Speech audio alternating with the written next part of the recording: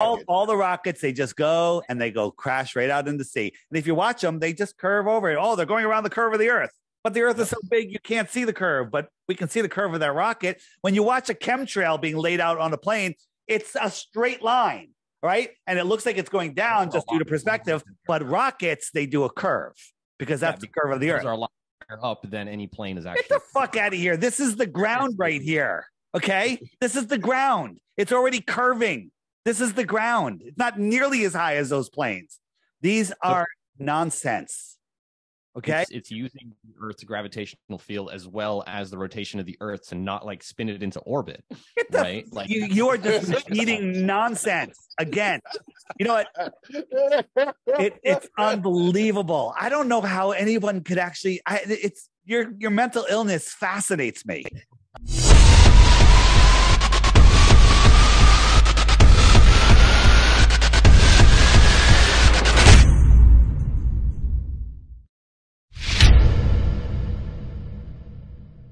All right, it's the premiere episode of The Magnificent Bastards. We are. The official podcast of Root Stage, the hot premiere up-and-coming theater group in New York City. For all information on our theater group, rootstage.org. And I'm here with the man who helps me run this illustrious nonprofit, Joe Rosario. What up, everyone? We're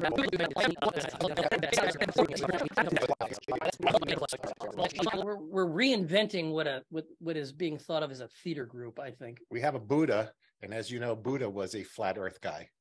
Yeah, well, you just gave away the subject of our of our episode. No, so that's just a fact. This feels like a perfect time to kind of segue into the topic. You know, I mentioned that Joe is an educated man. I'm an educated guy. We're very worldly, intelligent people, and you know, when you tell people that you're a conspiracy theorist, which I am, admittedly, you know, they think that you're like a moron. They think that you're stupid.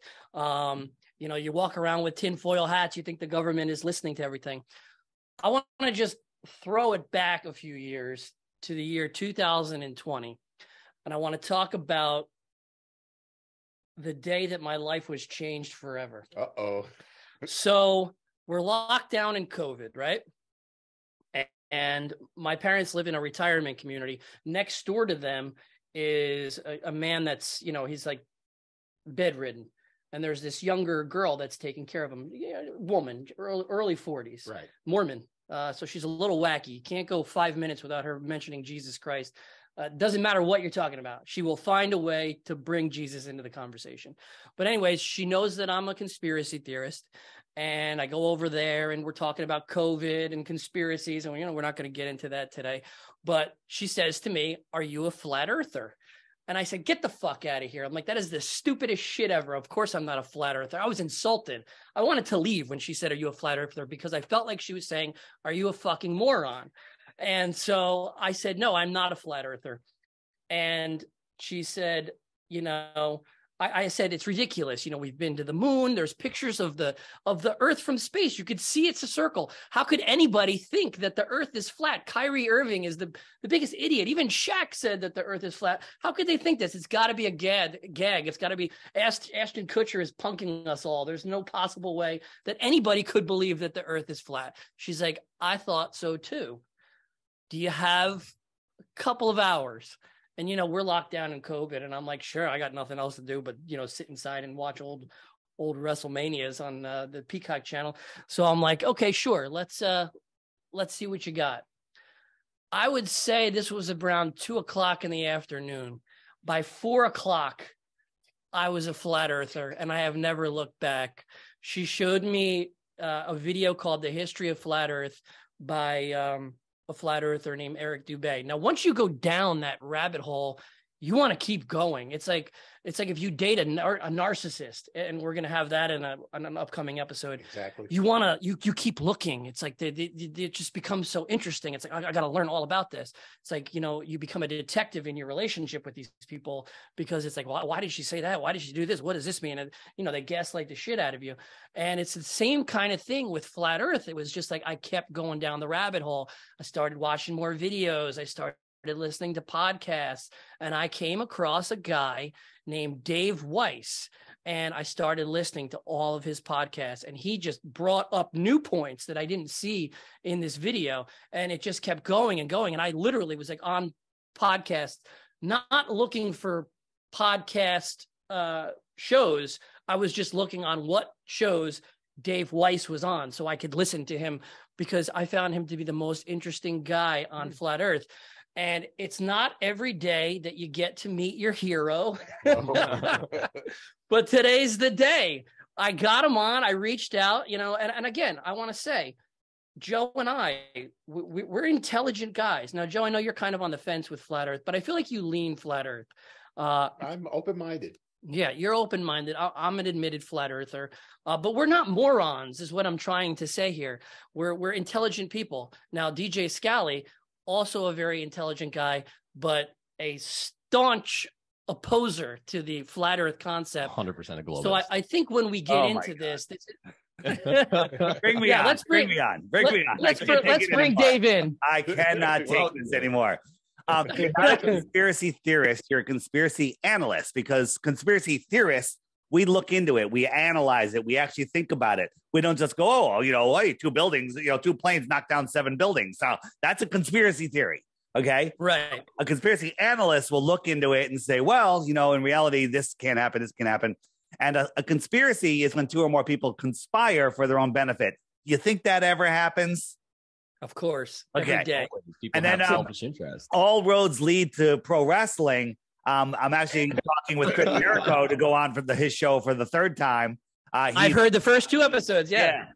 So he can't wait to have me back on. So that's going to be another epic show. Another epic show. And hopefully we're going to do a video one this time so I can show them all the goods. Yeah, I listened to those at the gym. Those 2 episodes with you and Jericho. They're great. Yeah, thanks. So anyways, Dave, welcome to the show. We're going to have a friendly debate, because I feel like where this is going to go is it's going to kind of, because you don't have to convince me of anything. It's Miles that is going to be the one that is, going to be the opposer and wanting to, challenge you. I have my normal reward of 3 Bitcoins for 1 globe proof. But at the end of today's show, I'm going to offer Miles 9 Bitcoins for 1 globe proof. 9 Bitcoins for 1 globe proof. First I'm hearing of this. Okay. All right. You know what? Right. That sounds excellent. Yeah. So Miles, you just have to prove one proof that the Earth is the globe. One proof. Right. One proof. And you'll get 9 Bitcoins. What do I give you if you can prove to me that the Earth is flat? I'm willing. Well, I know that I'm going to prove it. You're just going to have cognitive dissonance. I know that I'm going to prove it. Okay. I'm going to show you a preponderance of evidence. Let me ask you a question. Bitcoin's like 23,000 right now or something like that. I don't know. I haven't looked at it in a while. Maybe a rich man. Maybe it's 26,000. So either way, tonight's going to change my life. No, either way, tonight's going to change your life. So let me ask you a question. You walk into a room. It's gory example. You walk in a room. There's 20 dead bodies, hacked up, blood everywhere, disgusting. It smells, flies, everything. Okay. Mm-hmm. Mm-hmm. You have no evidence or idea why this happened. Are you able to walk out of that room and say it didn't happen? Because I'm going to show you 20 bloody bodies today, proving the Earth is flat.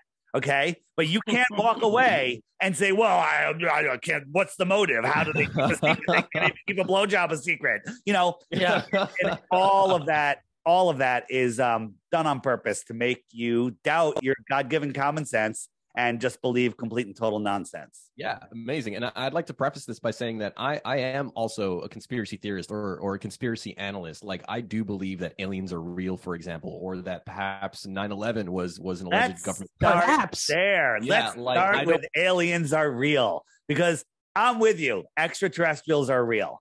Right? Absolutely. So first, no way we're alone in the universe. Let me ask you, let's start off with 3 of the easiest heliocentric, that's globe, in case you didn't know, globe model questions. Mm-hmm. Okay? 3 easy questions. Okay? How many times does the Earth rotate in one day in the heliocentric model? It's once every 24 hours. So your answer is 1? Yeah, once every Very 24 hours. good. Hey, listen. I'm just asking the questions. You got it right. He prepped for this. Yeah. Okay, another easy one. How fast is the Earth orbiting the sun? The average speed. Once every year. No. How fast? How many miles per hour is it moving? Oh, in miles per hour, I don't have the exact number, but I do know that it's once every year. Okay, once every year, but how many miles per hour is that? I would have to guess somewhere in the tens of thousands, like a 5-digit. Let's, for arbitrary sake, say 36,000 miles. Hey, not bad. 66,600. Funny number. Okay.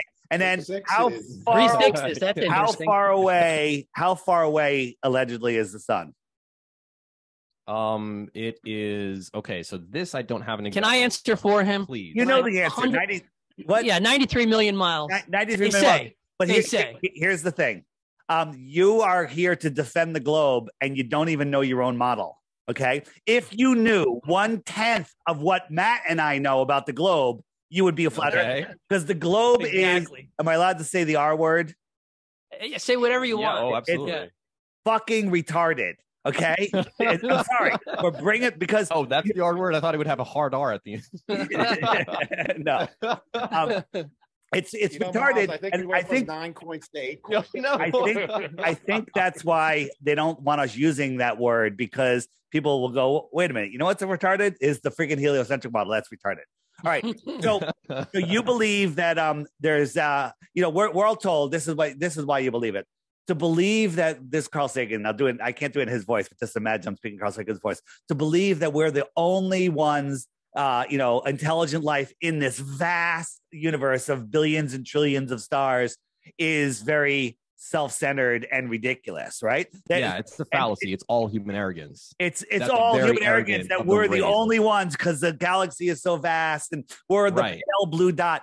All bullshit. I subscribe to that. It's all nonsense. So we're gonna just hold on.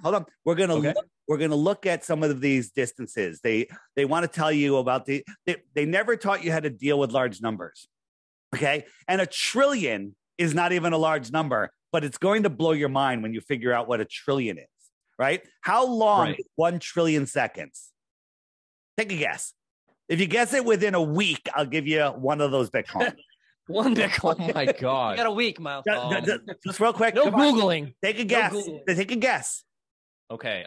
Well, Matt just told me I'm not allowed to Google because I am the tech 1 guy. trillion seconds. So 1 trillion off seconds. the top of my head, without Googling, I'm 1 going trillion to say seconds. 1 trillion seconds is going to be equivalent to about 300 years. Wow. Very, very close. 31,000 years. Okay. Okay? I missed a couple of zeros, didn't I? So think about that. Just think about that for a second. 31,000 years is 1 trillion seconds. Now, the closest star, I'm not going to even ask you because you have no idea how far it is. It's 4.5 light years, and that equates to about 25 trillion miles. Now, that's the closest star, ignoring our sun. Okay. If the sun is a star, blah, blah, blah. Okay. The closest star. And by the way, the other ones are magnitudes, multiples, many multiples farther. The closest one is our nearest neighbor, 25 trillion miles. If you and I got into a spaceship, we're traveling a mile per second, that no one has ever gone that fast. And we traveled for 31,000 years.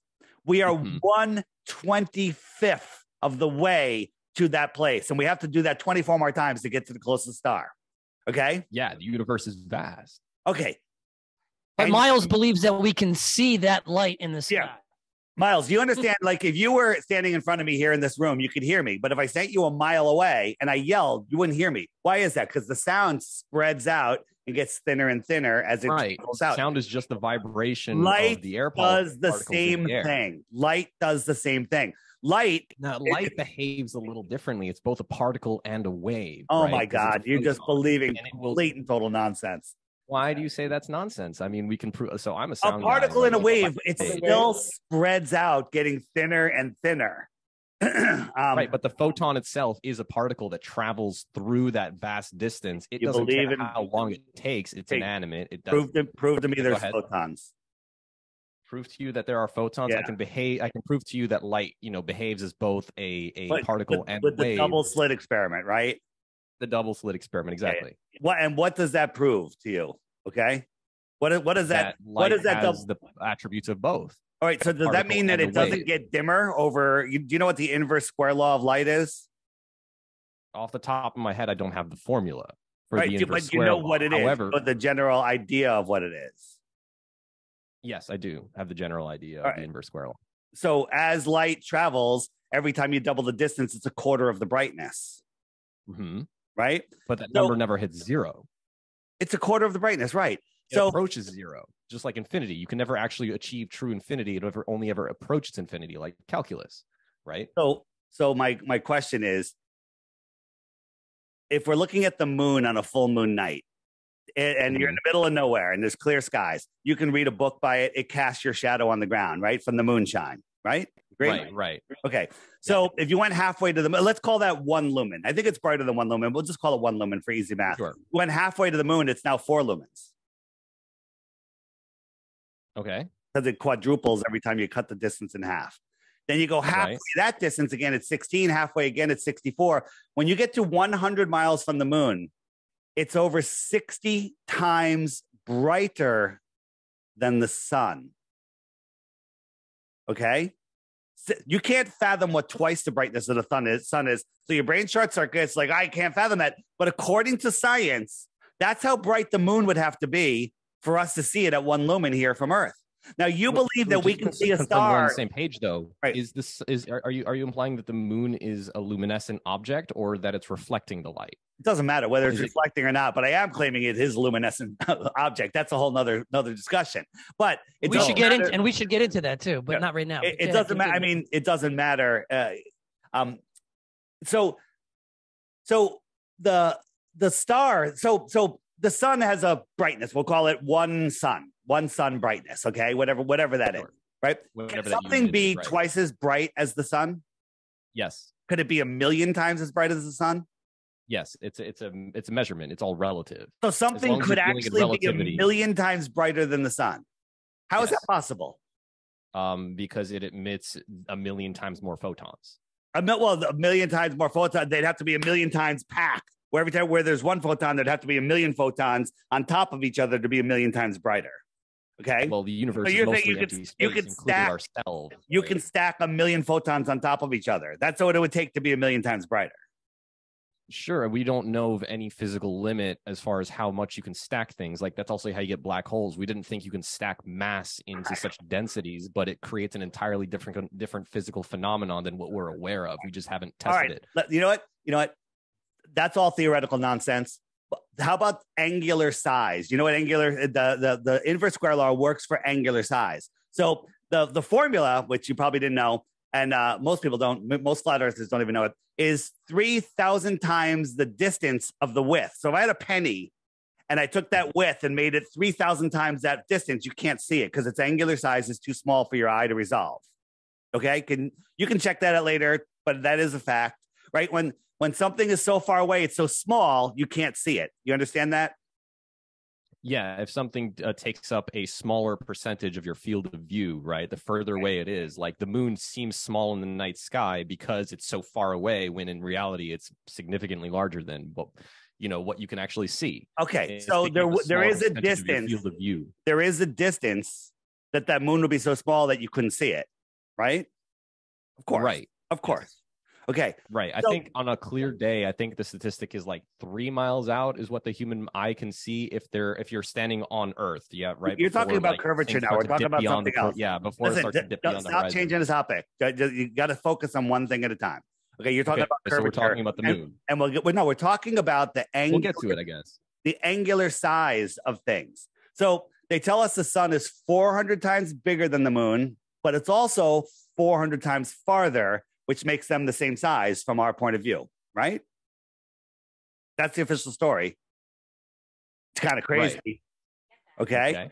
Okay. So it's 400 times bigger, 400 times farther. Okay, great. That gives us that astronomy is telling us that you can use sizing and scaling, the distance and size to make things the same size. So if a basketball is, let's say it's 6 times bigger than a tennis ball, make it 6 times farther, they'll look like they're the same size. Okay, whatever the number is. All right, and you can test that, and that actually does work. Okay, whatever the distance is. So they tell us Polaris. You can see Polaris, right? You know where it is in the sky, Polaris. Night sky, right? Right. So you can see it with your naked eye. They tell us it's 46 times bigger than our sun. Great. So if we made Polaris 46 times farther than our sun, 93 miles times 46, they would both look like the same size. We'd have two suns in our sky. If Polaris was 46 times farther away than our sun, 93 million miles times 46, we would have two suns in the sky. Would you agree with that? In theory, yes, but because of the way that light behaves as a wave as well, it does disperse through that, empty vacuum of space. And then when accounting for our atmosphere as well, like our atmosphere is a fluid, right? There's a refraction of that light. So there's a refraction of Polaris 46 times farther than the sun, but not refraction of our sun? Is that what you're saying? There is absolutely a refraction of our sun. So, that's how we get things so like let me mirage ask you a question. Would they look the same? Would they look like they're the same size? If we're going based on those variables alone, perhaps yes, it would. But there are more physical phenomena involved here, again, because we don't exactly understand entirely how light is doing both a particle and a wave. Get off the particle and wave thing. I'll give it to you. Okay, it's a particle and wave. We can see the sun. It's a particle and a wave. Yippee. Well, maybe if it was only a particle, we couldn't see it, or only a wave, we couldn't see it. But because it's a particle and a wave, we can see the sun. We have Polaris 46 times bigger, 46 times farther. We just moved it. And now we have two suns in our sky. But you have to. It's important because of how it travels through empty space. That's the I'm reason. talking about the size that we see it. Would we be able to see Polaris 46 times farther than the sun? Would we be able to see it? We do see Polaris. It just doesn't appear like our sun in the night sky. Why? Because it's too far away, or because it's different? Because it behaves as both a particle and a wave, and it disperses through that empty space. Wait a minute. You're just throwing words out there. You're not making any sense at all. Okay. I'm reiterating what I was saying earlier because that's the truth. I'm not trying to spin things. I'm trying to give it to you as objective and direct as possible. You are completely making what's called word salad. Okay. Let's back it up. Let's back it up. We're going to stay on this point until I can make it. Okay. The sun is 93 million miles away. How do we see it? The sun, it appears as a ball in the sky. Why is that? Because it's a ball in the sky. Okay. And how come we see it? We look at it with our eyeballs. In fact, you shouldn't look directly into the sun, kids. Don't try that at home. Well, that's a misnomer too, but yeah. What, not to look at the sun directly? Wait, hold on. Don't sidetrack them, okay? He's having a hard enough time just following this simple logic. Ruth Stage takes no responsibility for any children who stare directly into the sun. Now, let me ask you a question. If we doubled the distance to the sun, would it be smaller? It would appear smaller in the sky, yes. Okay. And it would be a quarter of the size. That's according to the inverse square law, just letting you know. Okay, so now we have a smaller sun in the sky. Let's move it back to where it was. Now we have a regular sun in the sky. If I put Polaris right next to it, we'd have a circle 46 times bigger than Polaris. Polaris is you agree it's a sphere like the sun, right? Right. Okay. And it's next to the sun. So we have another sun in the sky that's 46 times bigger. Right, but it's putting out a lot more light than the sun. I don't care. I don't care. No, it's important. I don't care. That's why that's not important. Not important for the point I'm making. Not important at all. What's the point that you're making? Try to follow. If I moved it, how many times farther than the sun would I have to move it to make them look like they're the same size? In theory, it would be 46, but we're not taking into account the amount of energy that Polaris is putting out because you're dealing with a fusion reaction that is significantly 46 times larger than our sun, so which I is putting out Miles significantly more is that energy. Polaris is not putting out as bright of a fire as the sun is. Therefore, that's why it appears duller in the sky. A 46 times larger nuclear reactor is going to put out way more than 46 times more nuclear power. So there's more light being put out. Therefore, it would seem brighter, even though it is further away. You're talking about the sun. I'm talking about Polaris. I'm talking about the angular size of the sun. The whole brightness thing, you haven't done the math. The numbers are like, it would have to be like a 6 times brighter. It's absolutely ridiculous. Okay. So if I made it 46 times farther, you agree that they'd be the same size. You say it would be brighter, whatever, but they'd be the same size. As a physical object in the sky, yes. Okay. How's that? Okay. So if we double, the sun is about the size of a dime or a nickel. We'll go a nickel held at arm's length. All right. You can block out the sun, hold arm's length, hold a nickel up, it blocks out the sun. Okay. If we doubled the distance to the sun, 93 miles times 2, 93 million times 2, it's now a quarter of that size. We double it again, it's 4 times the distance. It's now almost the size of a star. We double it again, it's 8 times the distance. It is the tiniest star. Okay. 8 times the distance is 1 light hour. Let's double it again. Right now, it's 2 light hours away. You can't see it. Let's double it again. It's 4 light hours away. It's absolutely scientifically provably well below the threshold of your eye to be able to see something that size. Let's go double it again, 8 times farther. Double it again, 16 times farther. Double it again, 32. Double it again, 64. We're not even up to 4 light days. And you cannot see it. Let's fucking make it a light month away. Okay? A light month away. So it is beyond, it's so ridiculous. You don't need a light month. You need a couple light days and you can't see it. Light month away. So if we made Polaris 46 light months away, right? Mm-hmm. Right? That's 4 light years. No, 46 light months. You couldn't see it. Okay. You look at it, you cannot see it. You could not see it. Yeah, we do see it. So what is it? Why are all the stars the same size? Why are all of the stars in the exact same place every year? Why did none of them move? We're corkscrewing through space, traveling 4.4 billion miles, never to return to where we were before. We're corkscrewing, flying through space, moving in 4 different directions at once, but there's no parallax. None of the stars ever move. How do you explain that? Because we're so far away that parallax is just that slight. Like we can't sit here and say that like the night sky looks identical to the way that it did, say 2, 3, 4, 5,000 years ago. We have no frame of reference. Well, we have the pyramids that have a shaft that point right to Polaris.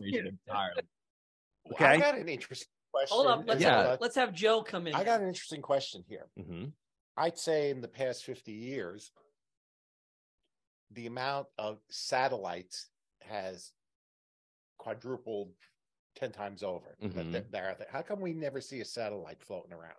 Oh, because they're just that small relative to us. They're the same small. Inverse square law. You think they're that small? They're that small. The amount of space that they're taking up in our field of vision is going to be so small, but you can see them with like a telescope. Have you ever seen one? Yes, my brother actually worked for Boeing. He was a PCB engineer and designed circuit boards. Your brother looking in the eyes of Boeing. I'm talking about you walking down Clifton Boulevard and looking up in the sky, going, "Oh, look, there's that." No, just because I can't see with my naked eye doesn't mean I didn't. Could you see? Have you ever seen one? Yes. You've actually seen the satellite? Yes. My brother was with Boeing. Forget your brother. I'm bringing this up because I used to sit with him and we'd look through telescopes and we could see the satellite. That's a very specific. I have seen a satellite. Yes. I mean, I could see a lot of shit through a telescope. I am talking about just walking around, like you look at the sun or you look at the moon. No, I mean with my naked eye, no, I haven't seen a satellite. Isn't that curious though? That I couldn't have seen it with my naked eye. I mean, don't you think satellites are closer? Satellites are in close Earth orbit. Yeah, they are. How come we've never seen one? How come the space program basically only goes to the moon? The space program has gone into space, into near Earth orbit, has sent expeditions to Saturn, to the moon. How do you know that? We have. Did they bring back like a Saturn souvenir from the souvenir shop? Did I check in at NASA and sign in my little with the letter C on it? Prop from Stanley Kubrick's. Do you believe we went to the moon?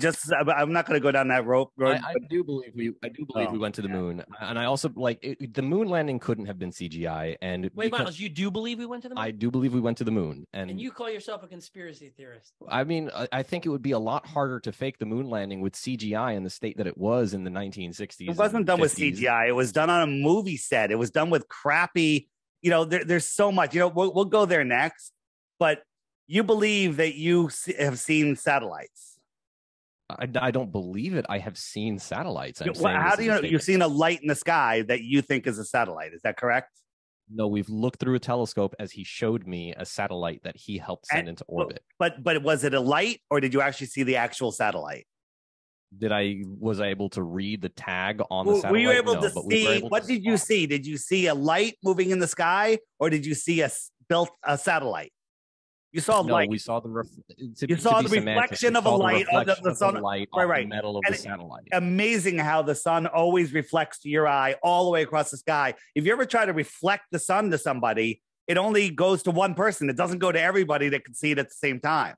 And as it moves, it'll lose its reflection to your eye, and it won't look the same, right? But this is what you believe.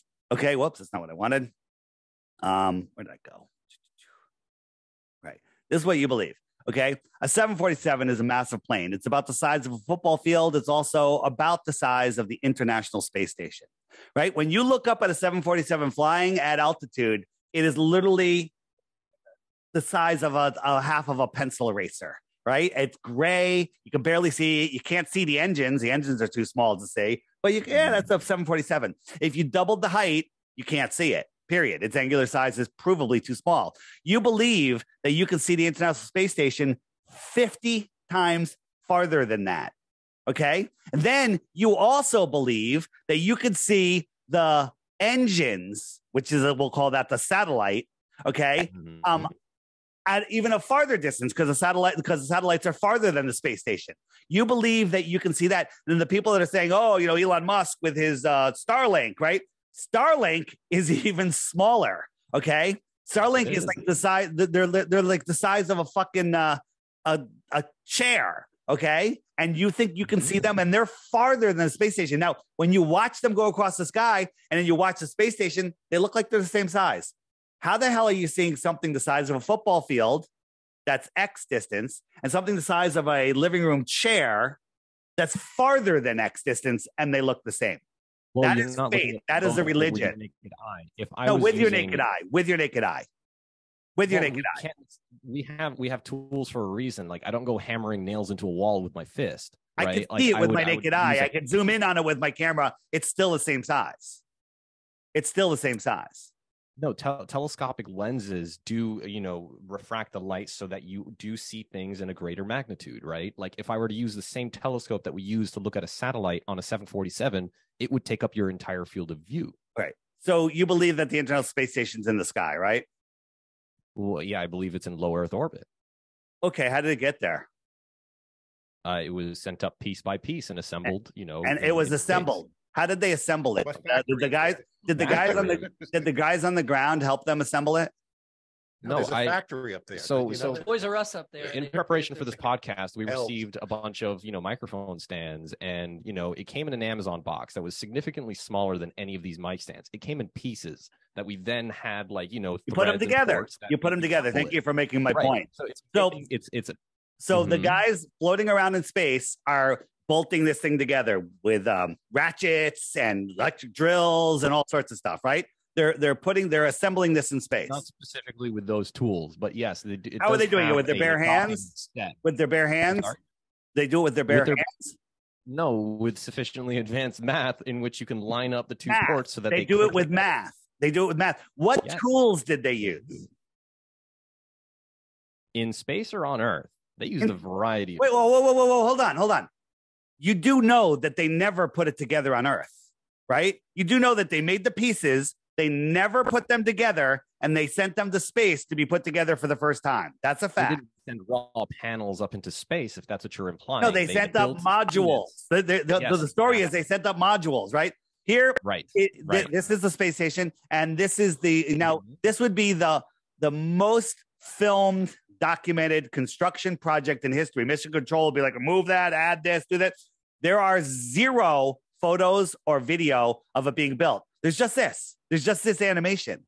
And China just put a space station up there. They forgot to film it also. Now, different countries made different parts, and they made different connections. Like, you got a fucking square door, you got a round door. Like, what the fuck are we going to do? So they had to make an adapter. And then they put that in there, and there's no video or photos of it being put together. Let me ask you a question. Is that suspicious? I would like you to answer, how would you expect them to get the angles that you're demonstrating in this clip? Like, we're talking about space. There's not, somebody who can go up there with a camera and freely rotate. Why? Around They got cameras on their fucking spacewalks all the time. They're up there with cameras on their heads, right? There's a camera. You don't think that they would need to film it so Mission Control could see what's going on? There's not a single photo of it being built. We have photos of, like, now if you look at rocket launches now, they're being live streamed as rocket launches, live stream rocket launches. Right. Okay. Let me ask you a question. How they mount the cameras on those rocket launches? They're like little GoPros, because you can't just launch this like a giant camera or a camera that's going to cause air resistance or drag as you're taking off from. I completely agree. I completely agree. Okay. Right. So while they're up there, how do you expect them to film it? Like, what would be sufficient? Well, they got the arm. They do have cameras on spacewalks all the time. They got cameras on their heads. They got cameras strapped to their chest. Zero photos. Zero. You're in a faith-based religion. You're in a cult called space. Traveling through space, right? So let me ask you a question: if you caught SpaceX or NASA faking a rocket launch, completely faking it, would that be suspicious to you?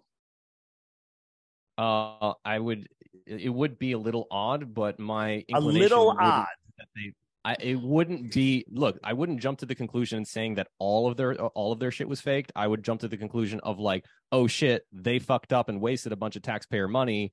They messed up this project and they're doing a cover up. Is there a chance that can we move? But that doesn't mean everything that they've done is all a cover up, because we do have, like, photos from Mars, for example. Oh, okay. Well, just one thing at a time. You're blowing my mind. No, we're talking about space. Hold on. Photos of Mars. We're gonna look at photos of Mars. Give me a second. Can we get him on the screen with me? Can we put us side by side? Is that possible? I need your face. I want you on camera while we're talking. Right? Yeah, if I can put a shot, it's like in my face. No.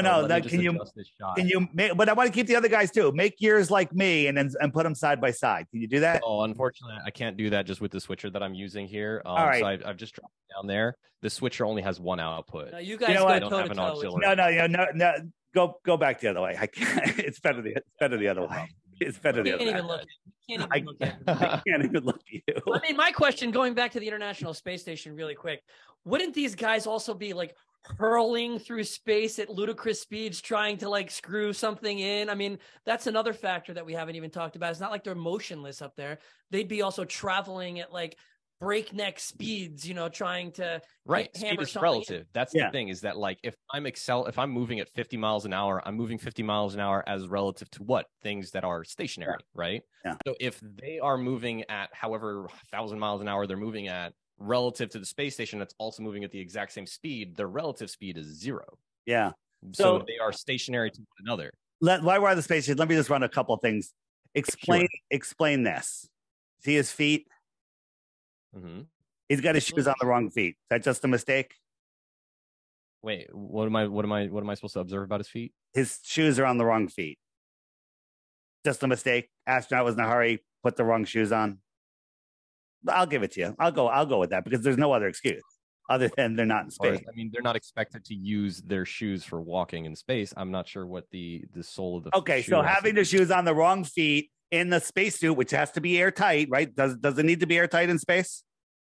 It absolutely does need to be airtight in space. Okay. What happens when you have a balloon like this and tie it off with this much air in it, bring it into space, bring it up into low pressure, it'll blow up like this. Bring it to Denver, it'll go from this to this. Right? Agreed? You're with me. Mm-hmm. Okay. Why doesn't he explode? He's in zero pressure.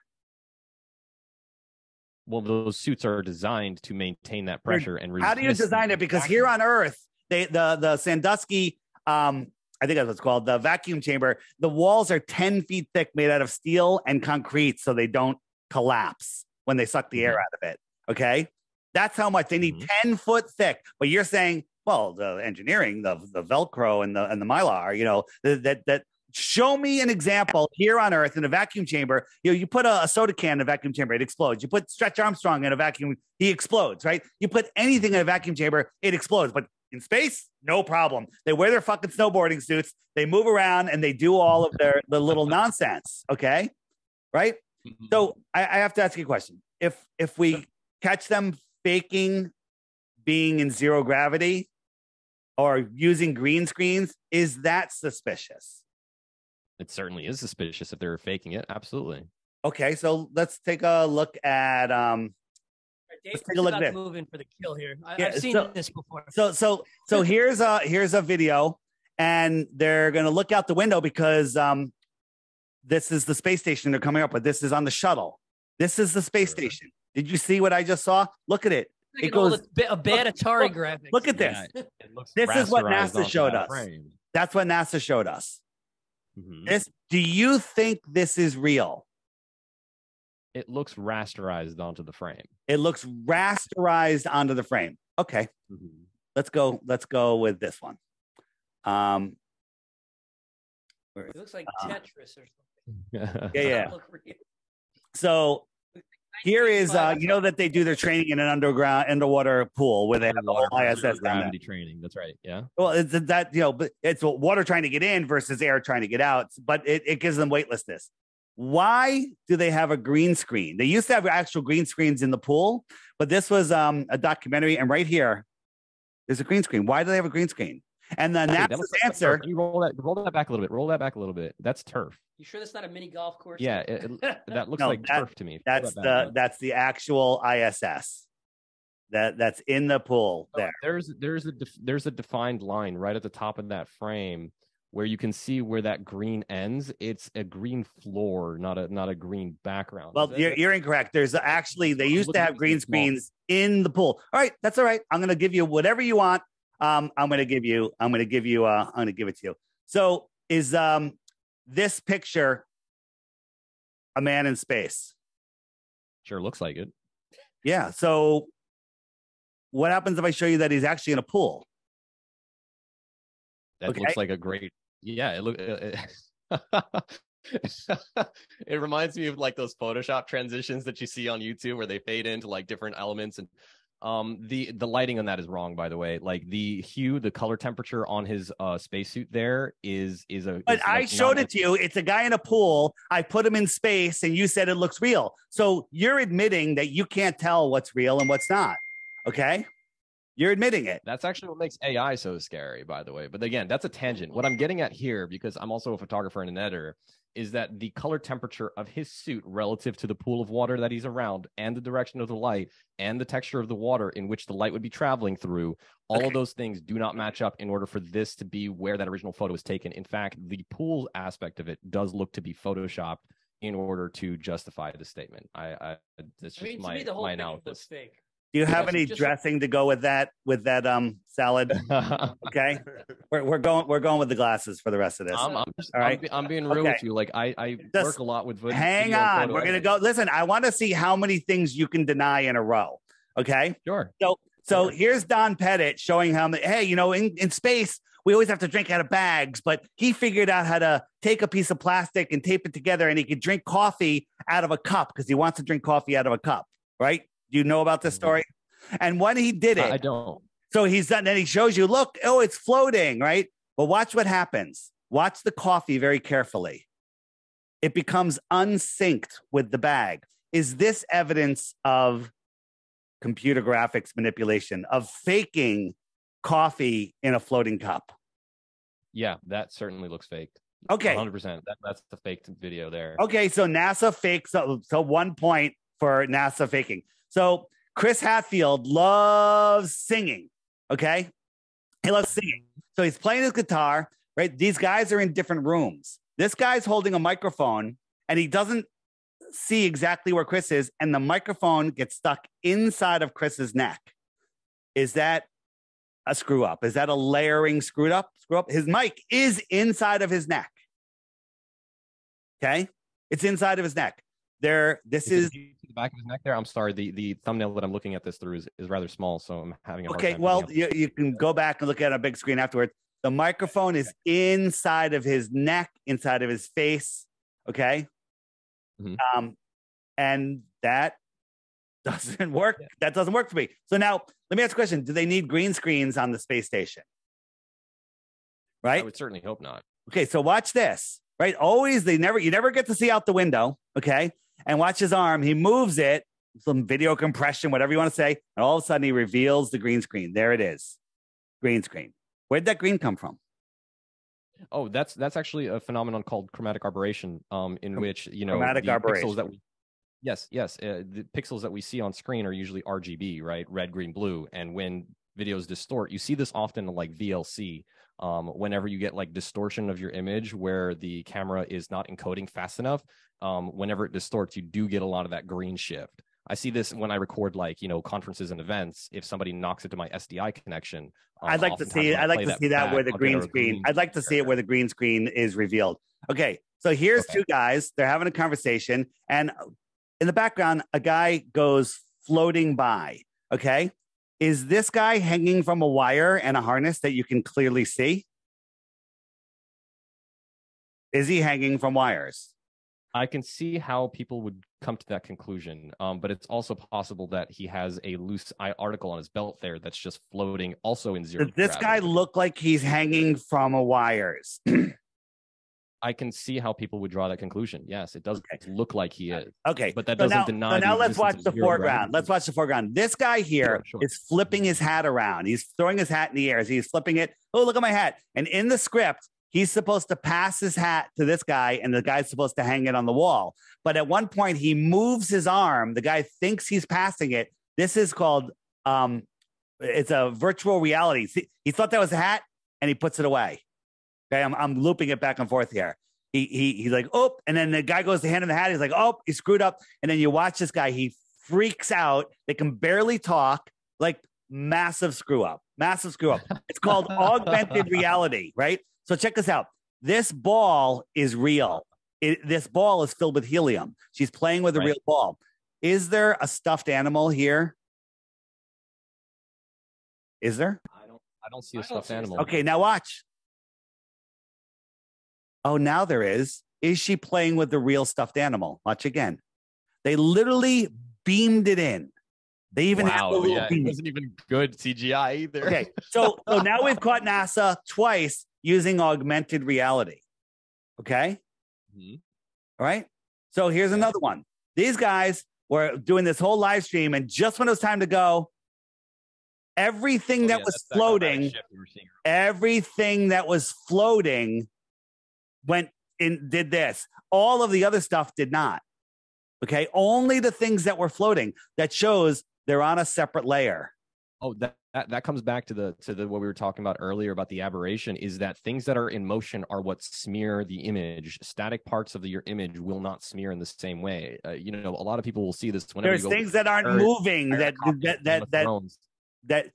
things that are stationary. Those pixels don't need to be refreshed, so they're not smearing. If you were to go pirate a copy of Game of Thrones on Pirate Bay and watch it back on VLC, like, you'll see like the guy's hand smear across the screen, but the background that was stationary often will stay the same. Like, those pixels don't need to be refreshed. That's why there's no smearing there. Cool story, bro. So let me ask you a question. Have you seen where Chris Hadfield gets his washcloth and he wrings it out with water? And if you watch the whole, you've seen it. Yeah, this video I've seen yet. Okay, you've seen it. Super cool. Like, the water sticks to the cool. washcloth. Yeah. Did you ever count how many edits there were in it? I didn't count. There's like 30, okay? Because they're doing it on a zero-G plane. Well, let's watch this. It's a little hard to see. This is on a zero-G plane. She's doing the exact same thing, and it looks exactly the same. How do you know that he's not on a zero-G plane? Just like these guys, okay? This is a zero-G plane. These guys are zero-G plane. This guy's having a hard time maintaining, right? And they use different forms. Sometimes they're hanging from wire. Sometimes they're on short clips on a zero-G plane, okay? Yeah. So the way you can determine whether they're on a zero-G plane or actually on the ISS is by counting how long that they're actually in seeming weightlessness. So if that video of the girl in the zero-G plane can only wring it out for 30 seconds before that water comes back down to the floor where gravity. And so that's what I'm saying. There was 30 cuts in that video. And they're all different, and his shirt's wrinkled differently and everything. And then I'm showing you what it looks like on a zero-G plane. It works the same. Okay. So It this works guy, the same because they're functionally in zero gravity, but Chris can maintain that effect for longer because he he's can't. actually in. No, he can't, because there's never a cut more than like 10 seconds. It's edit. There's a million edits. Chris has done like live calls, like Zoom calls. Yeah, to like elementary and he's school. not on a zero G plane. He's on wires at that time. They do different things. This guy, as he goes around the corner, he becomes transparent. Do you have an excuse for this one? Look at his elbow. You can see through it. See the wall here? Oh, yeah, that looks like a crossfade. Yeah. That does Okay, look so like why are they doing a crossfade? Why are they just showing us go around the corner? I don't have an answer for that one. Okay. How about this one? Yeah. This guy's got a ball and he drops it. Why'd it go down? This guy tries to reach it, can't, because his wires won't let him get there.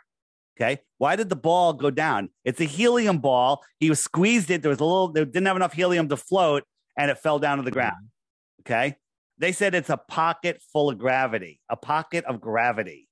Pocket of gravity. That's what they say. Well, they have pockets of gravity. The guy on the left is definitely being yanked back by something. You could tell. Yeah. Mm-hmm. Yeah, because for them to be able to stand in that formation, they would have to be strapped to something. Otherwise, they would slowly drift apart. If this was truly zero gravity. Okay. So let me show you this now. Okay. Mm-hmm. So this is a zero G plane, right? Zero G plane. Yep. Zero G plane kind of looks like the ISS. Zero G plane, no problem. And then this was years ago, and they don't do this anymore. This was live. I was watching it. It's like Channel 7 News. They're like, we're going to have a rare live discussion with the guys on it might have been Skylab. It might have been the space shuttle. I forget.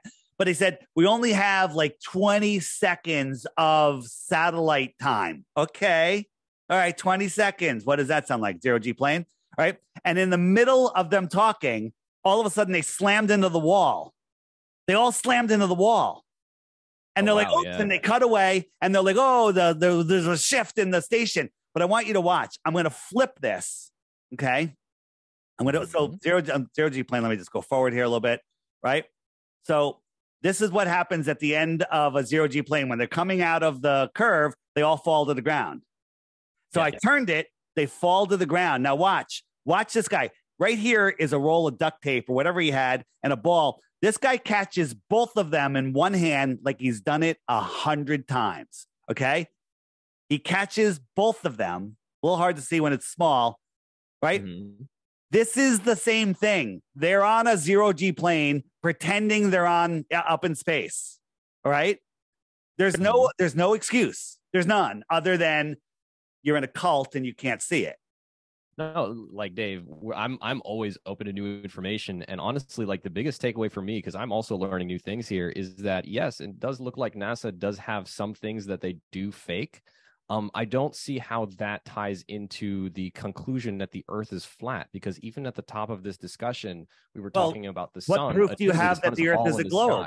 The only proof that we have is all from NASA, all of it, right? There's nothing. No, absolutely not. I mean, we knew that the Earth was round in 205 BC. Who told you? Who told you in 205 BC? Who? Aristophanes? Yes, actually, the word geometry. Tell me about Aristophanes. Down into its Hold on. Geo, Earth, metry, measurement.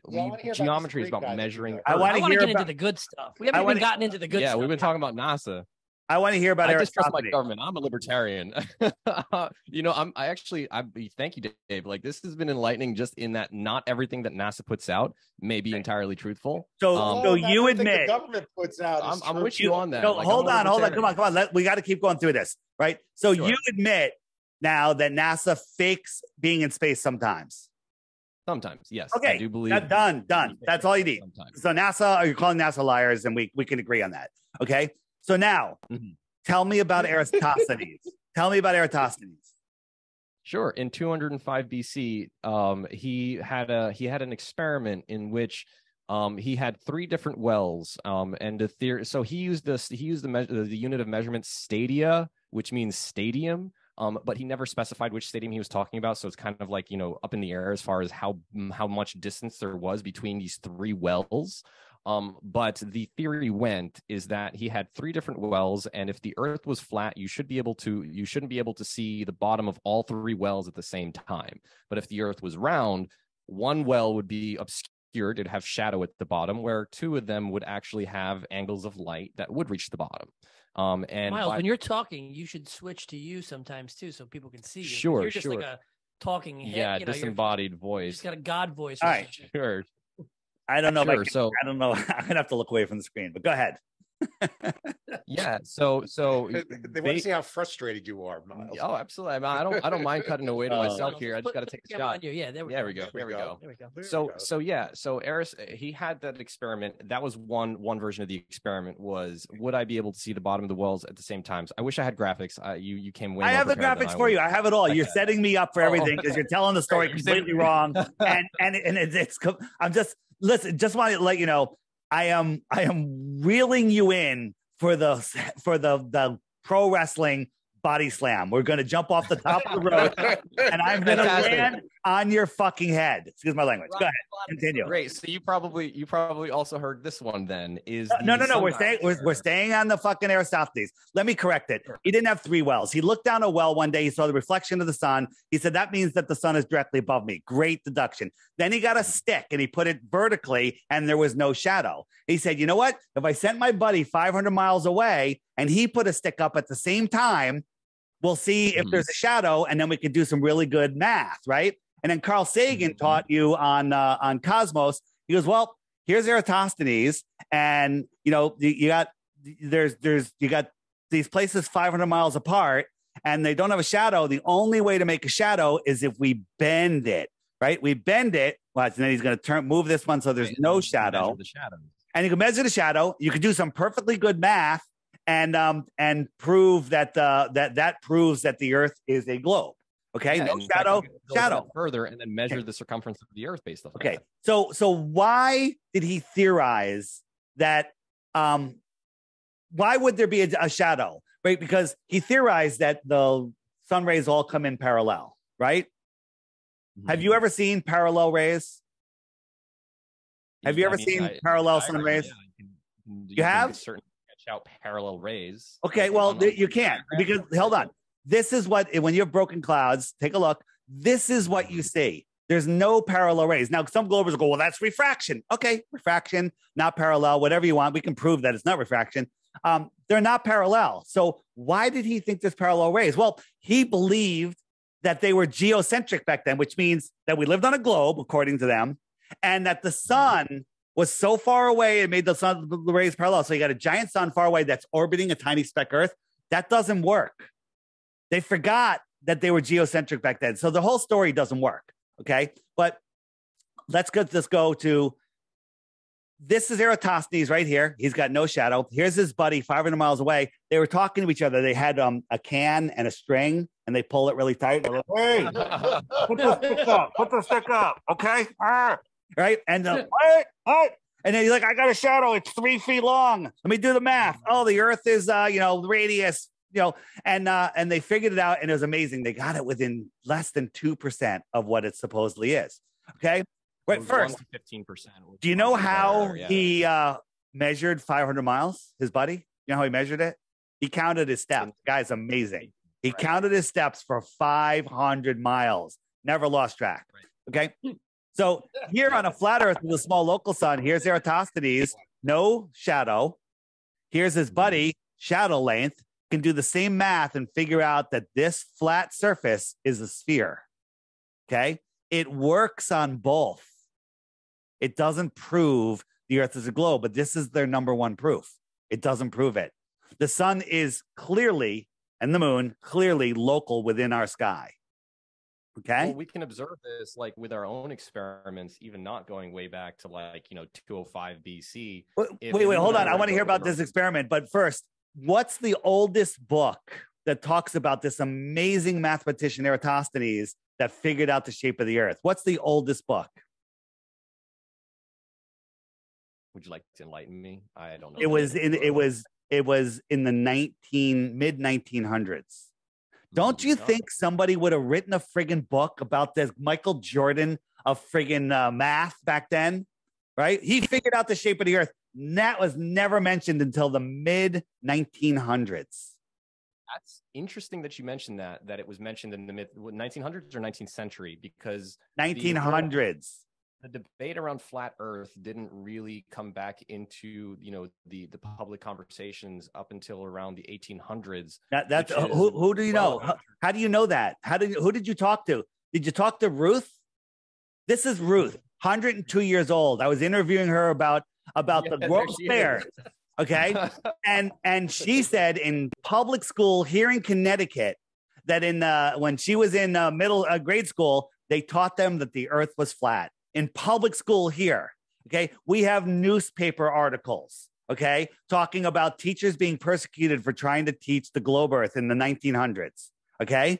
This is a brand new deception that was basically put in after the wars, right? They were teaching flat earth and globe earth into the 1950s in public school here in America. I'm not to point to anybody and say you're wrong or you're wrong. Like in the same way that you're going to come forward and say, hey, I'm trying to bring the truth forward, you're combating misinformation from your perspective. And in my perspective, I'd say come forward and say, hey, I'm combating misinformation. So the persecution of somebody saying you shouldn't be teaching flat earth, like we should be trying to root out misinformations from our schools. Absolutely. You believe the truth. Absolutely. So your truth. I'm not arguing. You said that they've known for 2,000 years, right? Do you know what the Antikythera mechanism is? Oh, this is super cool. Yeah, it's a computer that can basically detect the positions of the stars, and it was around based on a flat Earth. Based on a flat Earth. It's a flat Earth model. It's still based on geometry. No, it's a flat Earth model. You want to use geometry, you can't use geometry on a sphere. You can't use geometry on a sphere, right? The astrolabe is a flat Earth calculation. You cannot. Okay, let me ask you a question. How do you make a right angle on a sphere? I'm standing vertical right now. How do I make a right angle? I want to make a triangle, and I want it to shoot out 1 mile right angle. How do I make a right angle on a curved surface? On the sphere, but then you'd create a tangent to that sphere. A tangent. Right? So what are you saying? There's no parallel lines?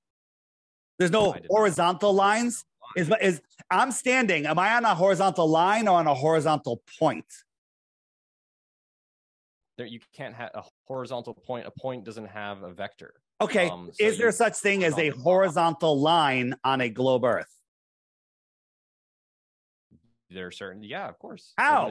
How? The scale is what's important. So for me, like I'm standing here, and to me, the Earth, like the ground that I'm standing on, is flat. It's flat relative to my scale, right? If I had a model of the Earth in which it was shrunk down to the size of a fist, right? Like if I were to put a straight line that looks like a straight line relative to me, it would. How much curvature is there in 1 mile? How much if I'm standing on the top of the ball, I'm standing right here, okay? 1 mile. Perpendicular, horizontal to my feet, how much does the Earth drop away? You'd have to travel about 6 to 8 miles to get a few centimeters of drop off. Okay, you're wrong. Okay, it's 8 inches for the first mile. Do you know how much it is if you go mile? That's crazy. Like the first mile, like you would have to how. What do you think? That's not actually happening, Miles. It's just that's the math that we're being told. Yeah, and you had it right before. So hold on a second. Hold on. Listen. Do you believe in the Pythagorean theorem? Yes. Do you want me to remind you what it is, or are you good? No, A squared plus B squared equals C squared. Very good. And you have to have a right angle. So pay attention. Look at the screen. Okay. So we have A squared plus B squared equals C squared. Okay. If we make so we have me standing here and we draw a line out. That's A, okay? And B is the bottoms of my feet to the center of the Earth. So we use the radius, the Eratosthenes radius of the Earth, okay? So we have the drop would be from here to the surface of the Earth. That would be the drop. So let's put in some numbers. We have 3963 is the radius. That would be A or B. Then we have, let's go out 100 miles, right? Okay. So we go out 100 miles. We square those numbers, and the hypotenuse is 15,000 feet. And then we divide to make it miles, and we find we find out this is the number of feet, and we change it to miles. It's 1.26 miles, which is exactly 8 inches per mile squared. It comes out perfectly. Okay. So in 1 mile, there's 8 inches. In 2 miles, there's 32 inches. In 3 miles, there's 6 feet of curvature on your cartoon ball. Okay.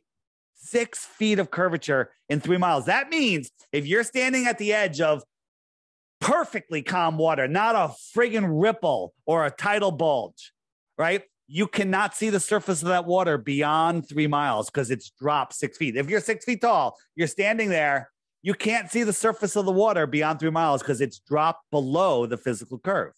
Okay. Yeah, this is observable if you were to go out to the marina and it's not observable. It's not observable.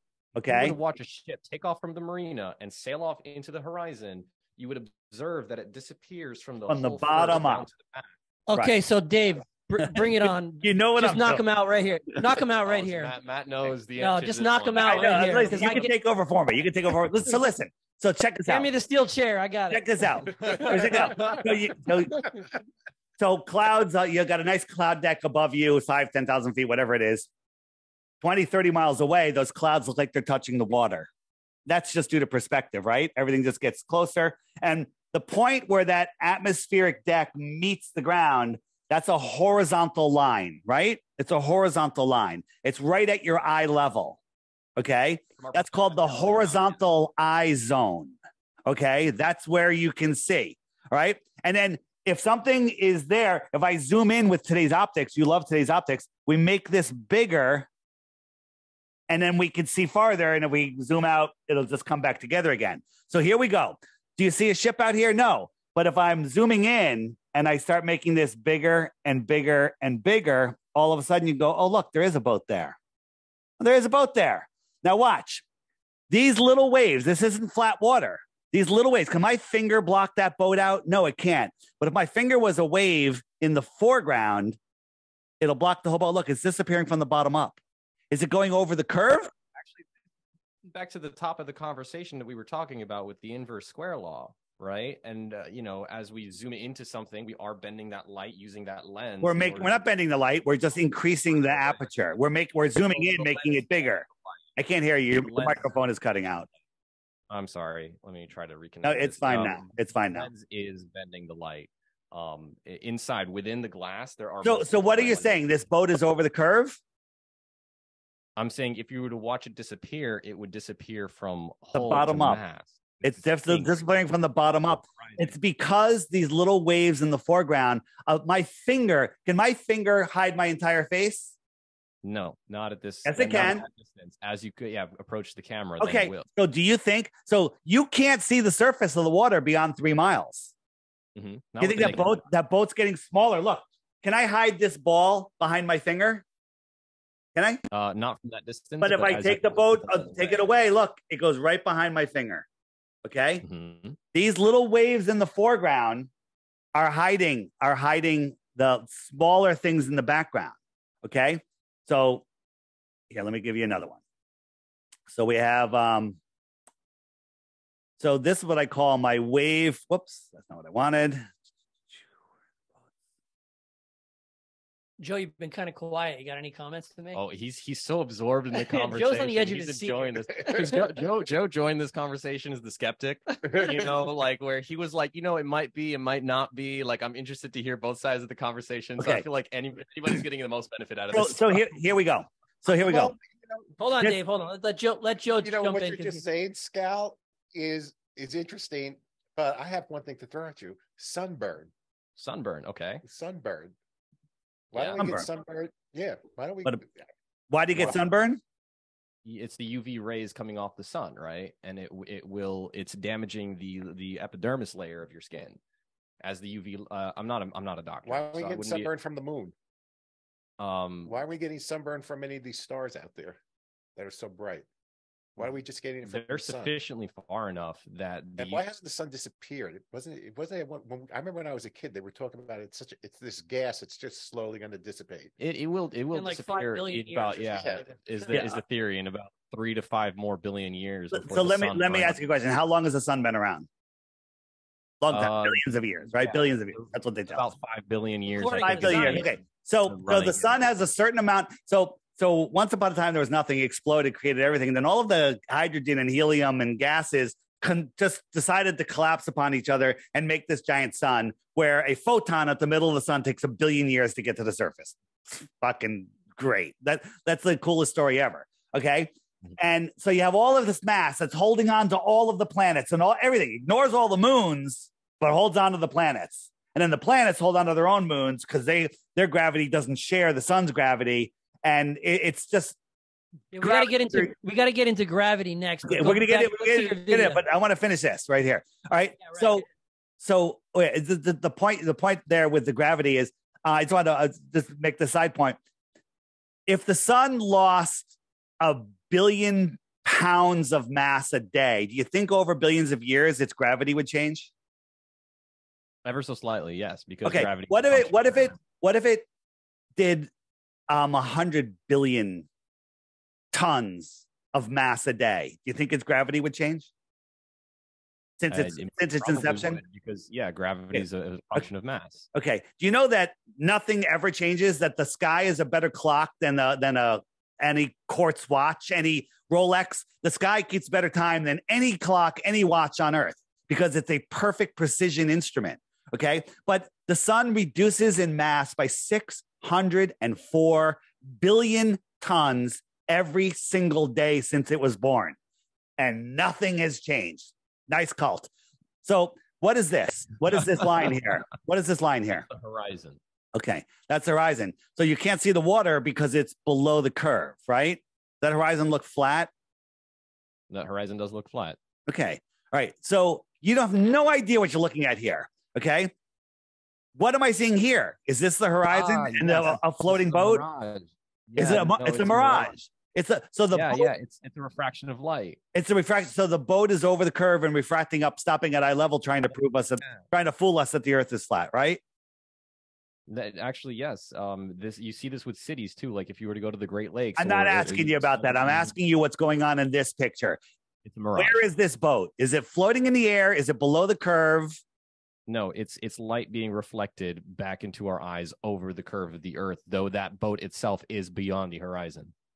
You ready? Guys ready? You guys ready? Okay, let's see it. Here's the land that I photoshopped out of the picture that's behind it. This boat is just on the point where the mirage of the sky, the mirroring of the sky happens. It's still on the water there. It's still on the water. Okay. And then when I compare it, right here, all I did was take out this chunk of land. And you think a boat is, you said it's refracting up, it's over here. This is just where the sky mirages into the land. This is as far as you can see. This boat, the horizon is way, way out there. Okay. I got another one to show you. That's a very creative use of Photoshop, and I appreciate the effort there. Though mirages are a well documented effect. Mirages do happen, but they're not perfectly clear. They're not perfectly clear things that imitate what a flat Earth does, right? Because you have to believe your refraction pops things up and stops everything at eye level, even though they're all rising at different distances. The farther it is, the farther up it has to go. But everything magically stops at eye level, and to try to, the Earth is conspiring to make you think that it's flat. It's kind of weird, right? So have you seen this photo? Oops, that's not what I want to show you. Hold on. Have you seen this photo? The floating ship? No, I haven't seen this photo. Yeah, what's going on there with that ship? Looks like a ship floating in the sky. Yeah, it looks like So is that a mirage? In this instance, it looks like we can see the clouds beyond the boat, and they seem to See be the clouds by what would be the beyond the horizon there, assuming it's not photoshopped again. It's not Photoshopped. Not Photoshopped. I'm going to take this at face value here. You're not Photoshopped. But it does seem like the water is the same color as the sky, which blends the two together. Right. So when I change the levels, you can just see that the boat's sitting on the water. That's all it is. The horizon's up here. Okay. Right. So, right. A lot of Globers will say, they'll use a water level and say, okay, this shows level. Here's the horizon. Right. But then when we go into it. Whoops, not what I wanted. We go here. We got this floating ship here. Well, the reality is the horizon is all the way there, right? Because when you line your eye up with this, and this is just a graphic I put in here, that's where the horizon is. It's all the way here beyond the ship. This is just smooth water reflecting a nondescript sky. It happens all the time. It's only when there's land in the distance or clouds in the sky does the effect go away. But people would swear that is the horizon. Okay. But the truth is, when you do the math and you actually look at things, you'll see that that they're farther than they can be. This is Skunk Bay, no tide here. Okay. And just during the day, time lapse, the beach disappears, the buildings disappear. This is just atmospheric. This is your miraging right here. But at any point, people say, well, it's over the curve. It's not over the curve. The curve changes every day. It's absolutely. Well, Dave, I think I told you on our little pre-show that I did a paper on flat Earth for my college, and that's right. You're going for your master's, right? I don't think you mentioned that at the top of the show. Yeah. So I'm going for my master's, and my professor let me do a paper on flat Earth. And there's actually a spot here. We're in New Jersey. I think it's called Washington's Rock. And on a clear day, if you look towards New York City, you can see it. If you turn around and look the other way, you can see Philadelphia. So if you factor in the math of what they tell us the Earth's circumference is and the 8, every mile the curve is this amount, and then it doubles and it doubles and it doubles, it would be impossible to see both of those cities from that point. So every day there's new proofs that are coming out. There was just one just the other day. The guy sent me some stuff, and I'm not that great with Google Earth, but Taboo Conspiracy put it together. The guy saw a mountain 660 miles away, some new world record, and factoring in the viewing height and the mountain and the Earth curve and giving every benefit of the doubt to the globe, the very top of that mountain should have been over 40 miles or something below the curve, a ridiculous number. But we can see Miles. We can see Miles, how would you explain any of that? From your perspective, how would you explain that? I can see New York and Philadelphia from this mirage. Refraction, mirage. So, let me ask you a question. This camera is 1 foot off the ground and 9.4 miles to this. Now, 9.4 miles in your mind, there's no curvature, but there is. There should be 59 feet of curvature. We can see the surface of the water for miles and miles and miles beyond this, right? So in your world, right? Your world, the water, if this is where the rig is, the water here has to go up that much. The water here has to go up that much. The water here has to refract up that much to create a flat horizon. Okay. That's ridiculous. That's absolute insanity. I'm going to show you one more because you guys know what I'm going to show. And this is your refraction argument. Here's a view out here, 175 miles away is Mount Canigou. Can't see it because the top of Mount Canigou from this viewing port should be well over a half a mile, closer to a mile below the curve. Can't see it. Earth must be curved, right? But do you see me or do you see the light that's bouncing off of me? I see the light that's bouncing off. Of course, because if we turn the lights off, we can prove it. You won't be able to see me, right? What's brighter, the light that's bouncing off of me or the actual light that's reflecting on me? Well, it would be the light that's hitting. Of course. Very good. So the source of light. So the light that's bouncing off of Mount Canigou is having a hard time pushing 175 miles through the soup, and it doesn't get to us, and it just looks like sky because it just can't get to it. However, the sun, it does its yearly migration between the two tropics, and twice a year it lines up with that viewing point and Mount Canigou. And when it does, it backlights it because the sun's light can push 175 miles. And here's the top of Mount Canigou that should be over a half a mile below the curve. But there it is. In your world, the sun is already set. The mountain's already over a mile below the curve, and it's refracting up and giving us this cool mirage, right? That's your world. Yeah, because in this case, yes, I'm not going to reuse the refraction and mirage, right? Because like that's been established as an argument that I'm presenting. The other point that is, included in this is that as the sun sets behind those mountains are casting a shadow, which is why we see the shadow of those mountains. That's a shadow. That's a shadow. Yes, that's a shadow. That's a shadow. How do you have a shadow in the air above the sea? It's blocking the light source. The light source is coming up around the curve, bending, and we can see it. So if I had a light below here, and I put something in front of the light, you're going to be able to see it up here. The light blocking, dude.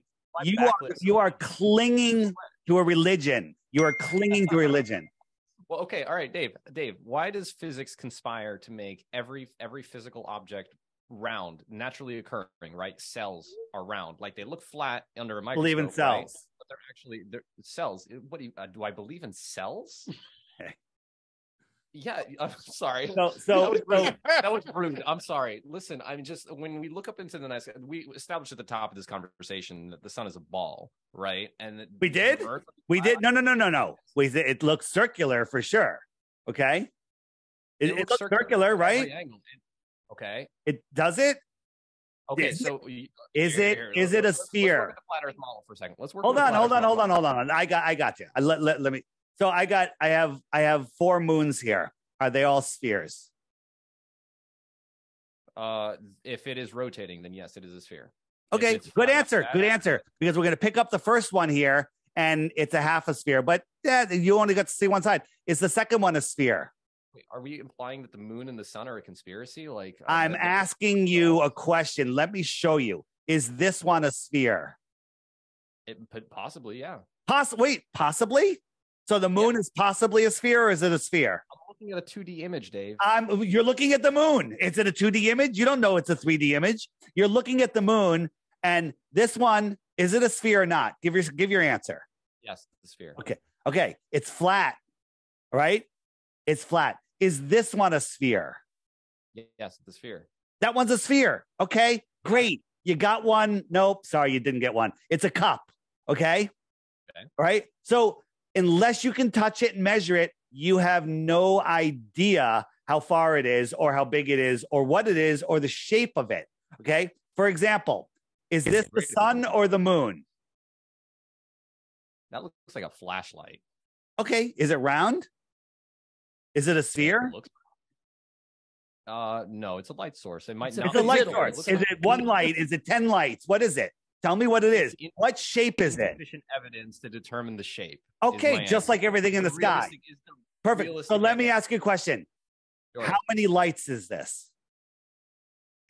It looks like one.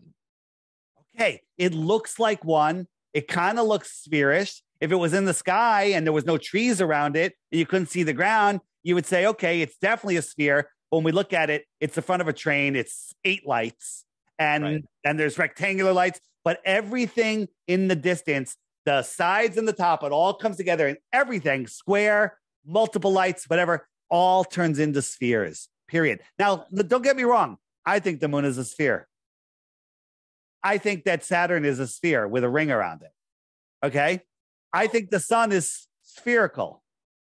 Okay? But the lights in my ceiling are spherical. My floor is not. Okay? Right, but why would Earth be the only thing that's different there? Again, physics conspires. Wait. Why is Earth the only thing that's different? Why are you comparing? Why are you comparing the Earth that you stand on to lights in the sky? Why are you comparing the Earth that you stand on to lights in the sky? Because they're all physical objects. I mean, how do you know that they're physical objects? We established that Saturn is a planet, right? Can we start there? Saturn's a planet? Yeah, Saturn is a planet. What's a planet? A planet is an exo. How would I say this? Exostellar. That's not quite the right word. Saturn is a body of mass out there in space that is neither luminescent, right? It's not emitting light. It's not a gas cloud. It's not small enough to be an asteroid. How do you know? What's this? Mars, maybe? That's Mars. Light in the sky, yeah. It's a light in the sky. I don't know what this is. It's a little out of focus, but what's this cymatic pattern we're seeing? Okay. Right? Mm-hmm. What are we seeing there? Right? We're seeing green from a camera. Is this a real picture of Mars or did I make this? with an old basketball and a potato. Which one is it? I'm asking you. Because you know. Following the patterns that we've been going through so far, it's probably an old basketball and a potato. Well, guess what? You're probably right, but it's from NASA. It's their latest photo of Mars. Okay? But you know what? Nothing new here. You already admitted NASA lies. Here's another lie. Okay? Another lie. Right? So you said that there's photos of Mars. Whoops, where'd it go? That's not what I wanted. Right? So hold on. To answer your earlier question, you asked me what that flickering of the light source was, and when we deal with cameras, there's the exposure triangle, which is the shutter speed. You have your ISO, which is your camera sensitivity, and you have your focal length. Right? How wide is the camera opening? How fast is your shutter moving, and how sensitive is your camera? Fantastic, cool story. As sensitive that sensor is in the dark, you're going to get that grainy, distortion that you're seeing there because okay. It's grain. What are we seeing here? This is Mars, and we could tell the rover took it because it always gets a little selfie of its shoulder. This is Greenland. Right. Do you notice any similarities? Two planets have hills. I mean, it's an identical picture. It's identical. Look at the little tufts. Look at everything. Okay. It's the same. They just put a tint on this one, took the clouds out of the sky, and stuck the rover in the corner. This is from NASA's website. What? Are those plants? Are those is it showing plants there, or is that rock? You can't tell. It rocks, plants, whatever. But this is Greenland. This is Mars. So there's two choices. One, somebody took the Mars picture and converted it to make it look like Greenland. Or someone took the Greenland picture and put a red tint on it and said they're on Mars. Well, there's a third choice. Mars is identical to Greenland except orange. Yeah. Right? Mars is Greenland. Mars is Greenland. Mars, Greenland. Right? And well, why would they go to Greenland? Well, here we are, Google Earth. We're going to zoom into Greenland. All right. We're going to zoom in. Oh, what is this little location here? Okay, let's go down to ground level, look around. What are we going to see? Oh, what's that? Go a little zoom in. This is the Mars Project. Oh, super cool. Okay, we found the Mars Project on Greenland. Let's look. There's another truck with a Mars logo, with a NASA logo on it. Okay, and then when we zoom out, let's see. There's things we can click on, and look, roving the Arctic. Yeah, are they rubbing it in our face? Okay, why are they in this remote island? Had street view of their base of operations, don't you think? Listen, this is in the middle of nowhere. You can't get there. Why are they practicing there? Why don't they just create something? That's great because it's a hospitable environment. It's a hostile environment. It's a great place to test being alone in small capsules. All right, so they fake pictures of Mars from Greenland. They test in Greenland. They show us Mars on their website that's actually Greenland. But you're still making excuses for them. Do you know why? People climb Everest every year? Obvious solutions are often the correct ones. So let me ask you a question. You know people climb Everest every year, right? Yes. Okay. And people die up there probably almost every year, and their bodies are still there. Yeah, it's too expensive and too dangerous to bring them back down. Well, why can't they just get a helicopter and go get them? The atmosphere is too thin for a helicopter to go. Oh, okay. What percentage of the atmosphere is on the top of Everest? Compared to down here, let's say 100% at sea level. At the top of Everest, what is it, 50%? Am I allowed to Google this, Matt? No. Sure, go ahead. Yeah. Well, you can, but let's just skip by that. It's let's say it's 20%, 50, even 50%. When you jump, they had people jump from high altitude balloons and their parachutes won't open. When we send a balloon up to 120,000 feet, and it's falling down, the parachute doesn't open until 60, 70,000 feet because there's not enough air. Mm-hmm. Right? You with me? Not enough air resistance, yeah. Right. So you believe we have a rover on Mars? I do. Okay. So they dropped the rover on Mars. Mars has 1% of the atmosphere that we have at ground level, less up higher. And they dropped it. And this is the shot it gets. How did the parachute open? How did the parachute open? Even the little drone that they put on the Mars rover. How did it fly? Designed in order to compensate for the thinner atmosphere of Mars. Okay. So let me ask a question. Why don't we design helicopters here on Earth to so we can go up to the top and save people on the top of high mountains? Why don't we do that? So here's an unpopular opinion for all the viewers at home, but human life isn't invaluable. Like, human life does have a price. There's no need for us to create those like kinds of technologies necessarily. Well, we can do it from Mars. We could do it from Mars. There is bodies. But the technology's been created, Miles. Yeah. What to like the drone you're saying, to send those drones up and collect bodies at the top of Everest? No, if the technology has been created to do this on Mars, why not just use that technology to get the people off of the mountain? Yeah. What's the financial incentive to that?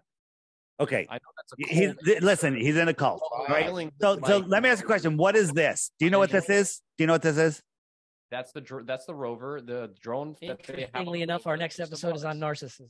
This is not. Now, hold on a second. This is not a picture of the drone. This is a drone. That's the mosquito from Jurassic Park. No. This is the drone. I want to see your face when you answer this. This is the drone taking a picture of its shadow on the ground. Okay. How does a drone fly in 1% atmosphere? With a faster propeller speed. Faster propeller. Very good. How is it taking a picture of its propellers? It's a frame. It's a single frame. You cannot have. Is it taking what? How fast do those propellers have to spin to fly in 1% atmosphere? They have to spin 100 times faster than a regular. There's zero cameras that can capture that. You'd have to have like 10,000 frames a second to catch that. Do you think they got a camera that can operate in 250, 300 degrees below zero? That has a camera that can actually photograph a single frame? You're in a cult. You're a religious fanatic. Tell me what the shutter speed was for that camera. Why don't you go look it up? Because it doesn't exist. Sure. It doesn't exist. Can we look that up? I can look that up. Yeah, go ahead, Miles. Look it up. And then, so Dave, I'm going to ask you a question. And then I'm going to turn it over to Joe, because he just seems to be like a kid in a candy store in this. Oh, my God. I kind of see it, just the smile on his face. What do you think two questions, Dave. What do you think the moon actually is, and what would you say to Pink Floyd? Well, Pink Floyd screwed everybody up. They said the dark side of the moon, and the heliocentric model, there is no dark side of the moon. It's the back side of the moon, but that's lit sometimes if you believe in the heliocentric model, which is just nonsense. So, I mean, is there another side to the moon, or is it? I don't know. There might be. I don't know. The moon is clearly and obviously its own light, because it's lit up during a full moon. It's lit equally edge to edge. Okay, and you can't have that. Joe believes that the other side of the moon that we can't see is from the opening to the Honeymooners. What would you say to that? Well, when he says, Alice, to the moon, whatever, I love you to the moon. Well, that's not that far. Okay. Right. The moon is not that far. It's very close. The sun is very close. And I think the sun and the moon that we see are optical. We all see them in a position relative to our own in our azimuthal grid of vision, something that your producer won't be able to understand. Yeah, like my parents think I'm a total lunatic, and my dad and I like to smoke. Well, I totally have to agree with him that the moon and the sun are not that far. No, they're in our atmosphere. They're in our atmosphere. When you look at moon, when you look at a full moon, it's lit equally edge to edge, right? But when you go outside and find out one of these, cement balls, is that reflecting light that you can read by that casts your shadow, right? This is high noon, right? And I'm right next to this thing. This should be 60 times brighter than the sun, right? Interesting phenomenon about that, actually, because the moon is in a vacuum. Genuinely, light reflects differently while on the surface. Well, let me ask this question to Miles. Prove it, dude. Let me take. I would love to. Real quick. Hold up. You can't prove it. Light does not reflect differently. Yes, Dave, hold on. Gather your thoughts. I'm going to jump in on Miles there. Sure. So, my dad and I, again, I was saying my dad, thinks I'm a lunatic for believing this. But we like to smoke cigars. And we were out back not long ago smoking cigars, and we looked up at the moon. And there were clouds in very close proximity to the moon that were lit up. But if you look, a little bit to your right, those clouds are dark. How do you explain the moon being 237,000 miles away, yet lighting up clouds that are very close to it in the sky, but not lighting up? Yeah, there you go. There's a picture. So how do you explain that if the moon is so far away that it's only lighting up those clouds that are local to it in the sky? If it were 237,000 miles away, it should be lighting up more of those clouds. Dave, do you have the flashlight trick that you can do, or you have a video of that? But Miles, I mean, with the well, it's like if I put a flashlight on this water bottle, it would light it up really big, but this would be the only thing it would light up. But if I pulled it away, now all of a sudden it's going to start lighting up the areas like around it. So if I'm bringing it this close to the water bottle, like that moon is to those clouds, why is it only lighting up those clouds that are local to it in the sky and not every cloud in the sky? What would you say to that? That's an interesting question. I don't have an exact answer off the top of my head. Could it be that it is much closer than the moon the moon that we see is very close to these clouds? So, well, when I go up in an airplane, yes, I would hit the moon. Well, it moves as you move. Let me show you I'll touch on this, but I don't think he's gonna be able to grab it. So I want to talk about flight patterns too. Yeah, next. Yeah, we'll talk about that. So, where is it? Okay. So here I got a sheet. I got a 10 feet on the other side. I got a square light. It looks circular. All right. And Paige is over here. And I said, hey, where do you see the moon? Right. So I'm over here. She's over here. I move the camera over her. She sees it right there. If I put a quick X as a Sharpie on that sheet, that X is over here. And we're both looking at the same thing in two different positions. That's how we see the sun and the moon. Right? If we're standing on the beach 20 feet apart, 2 miles apart, and the sun's setting, we're both going to see the sun walking on the water coming right to the edge of our feet, or we're not going to see it on each other. I'll look over to you. I don't see the light. I see the light coming to me. You see the light coming to you. That is because maybe we have a personal relationship with the sun. I don't know. That walks on the water, that keeps us warm, that feeds us, right? That dies on the 21st of December and is resurrected on the 25th.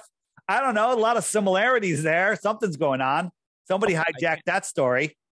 And what about eclipses? They're on like a clock. If we were moving at 1 billion miles per hour, corkscrewing through space, how would we be able to time the eclipses? I mean, is everything because moving with us? We would be able to know when the Earth is between the moon and the sun, right? Because like as the Earth is rotating and we're rotating around the sun, eventually that moon comes around to the shadow of the Earth. And it's an interesting point that you bring up eclipses, because the shadow that the Earth casts on the moon is, in fact, curved, right? Like when you look at the shadow of an eclipse, that's if you believe that you're looking at the shadow of the Earth. No, this is an observation. It's an observation of the shadow of the Earth on the moon, and that you can see the curvature. That's not of the necessarily Earth. 100%. It's an observation. So no, right? let me. How do you know that that's the Earth? We agree that an eclipse is the shadow of the Earth. No, we do not. What is an eclipse? Dave? We do not. What is an eclipse? So what? A solar eclipse or a lunar eclipse? We're talking we're talking about the lunar first. Hold on, let him answer the question. I know the question. I just want him to know the question. Okay. So what are we talking about? Lunar or solar eclipse? Talking about a lunar eclipse. Okay, and what do you think causes a lunar eclipse? And explain what a lunar eclipse is. So a lunar eclipse is when a lunar eclipse is actually when the moon eclipses the sun, right? What do you mean the moon eclipses the sun? A lunar eclipse is when the moon eclipses the sun? No, you're wrong. You want me to tell you what a lunar eclipse is? Might have them reversed. There's two types of eclipses, lunar and solar, right? One is when the moon eclipses the sun, and one is when the Earth eclipses the moon. So a lunar eclipse is when the Earth eclipses the moon. How does the Earth eclipse the moon? The Earth eclipses the moon when the Earth moves between the sun and the moon, casting its shadow on the moon. Very good. Look at my example right here. Look. Okay. Can you see? Am I on the screen? I'm not even on the screen. Look at that. Oh no. No. So hold on. Yep. Okay. So here you go. I got the sun here. Mm-hmm. I got the moon here, and I got the Earth here. Is an eclipse happening right now? No. Is there an eclipse right now? No. How about now? Is there an eclipse? Getting closer. Getting closer. Very good. No. Okay. when there is so this moon or the sun has to drop down a little more to get in alignment. So now we have an eclipse. We're beginning to see the shadow of the earth, right? Because Wait, hold on. You're on target. Get ready. I'm climbing up the ropes. Okay, you're laying down. Okay, face down. Okay, You got to drop the elbow. Yeah. Okay. So now the eclipse is starting. Where is the shadow? The shadow on the moon? Is it here or is it here? The shadow of the moon? The Earth is casting a shadow on the moon. Where is the shadow? On the top of the moon or the bottom of the moon? On the bottom of the moon. Very good. Very good. That is in the heliocentric model. That's exactly what should happen. However, you ever hear of a Seleninian eclipse? There's been over 50 documented eclipses where the observer can see the sun above his horizon, the moon above the opposite horizon, and the eclipse starts. That's impossible. Worse than that, the eclipse comes in from the top of the moon. Interesting. Okay. So you have the sun, the earth, and the moon, and the eclipse comes in from up here. While both of them are above the horizon of the person standing on top of the earth, right? Because wherever you are is the top of the earth. Both are above. They're not in alignment, and the shadow comes in from the top. What does that tell you? It tells you only one thing. It doesn't tell you what causes an eclipse. It tells you what's not causing an eclipse, and that's the earth. In this instance, and even still, it doesn't matter. If it does it once, if an eclipse happens, you know what they call the Seleninian eclipse? If you can't remember that name, they call it the impossible eclipse. Oh, interesting. I've never heard of the Seleninian eclipse. Of course, because they don't teach it in school. Because if they did, you might start questioning where you live, right? You are book smart. I have to give you credit. He's a very intelligent guy. But he's just... He's book smart. Book smart. And the books come from the Rockefellers, and the Rockefellers want you dead. Just so you know, they want you as a debt slave. They want you on the top of Mount Everest. Yeah. That's it. So the Seleninian eclipse proves 100% that it's not the Earth causing the shadow. The other thing is, when you talk about the shadow coming in, if you take a sphere, you can do this stuff. Get a spotlight and get a basketball and get a baseball and eclipse the basketball. Right, the baseball's the Earth or whatever size you want to do it. It doesn't come on with that perfect shadow going across. It comes in as an ellipse. It spreads out, and then it leaves as an ellipse. When you do it onto a flat surface, I'm not saying the moon is flat, it comes in as that perfect curve all the way across. But a sphere casting a shadow onto another sphere does not maintain that perfect smiley face or sad face, whatever you want to call it. It does not, right? This has to do with eclipse. This is just the other day. During a new moon, somebody filmed this, and it was filmed a couple times. Because of all the smoke in the sky from the fires out west, the brightness of the sun was obscured enough where all of a sudden we could see something. What the heck is that? That's exactly where the moon is supposed to be. Okay? So is the moon? I don't know. It might be, right? This was filmed another place, right? Here's in Kentucky. It was filmed, right? And we zoom in. Hold on. Where is it? There it is. Right? This other body was there. Normally, the sun's so bright you can't see it. Right? Right. So, do you know that so if this is the moon, this is a world record because nobody has ever seen the moon, not from outer space with an observatory infrared. No one's ever seen the moon in less than 42 hours after it goes new. Once it goes new, nobody with any lens anywhere from any position has ever spotted the moon again in less than 42 hours, almost 2 full days. So when there's a new moon, it's not there. Well, and so what's the reason that nobody can see the moon? Because there is the easiest globe reason is, do you know why you can't see the moon on a new moon? Yeah, why can't you see the new moon in the sky? It's easy. It's an easy answer. Oh, so it's not a trick question. Well, no, it's a stupid answer, but the only answer you can say is because the sun is so bright you can't see the moon, and there's no light on this side of the moon, right? Mm-hmm. right? Because the moon is closer to us. The sun's behind it. The sun's blinding us. There's no light on the front side of the moon. Therefore, we can't see it, which is ridiculous because you could zoom in on it. So it just looks like a dark sphere in the sky. You can't see yeah, well, there should be a dark spot in the sky, right? So let me ask you a question. When there's a full moon and you're out in the middle of nowhere, the moon will cast a shadow on the ground. Why is the moon casting your shadow on the ground? What's that called? That's called moonlight or moonshine. Moonshine. Right. Okay.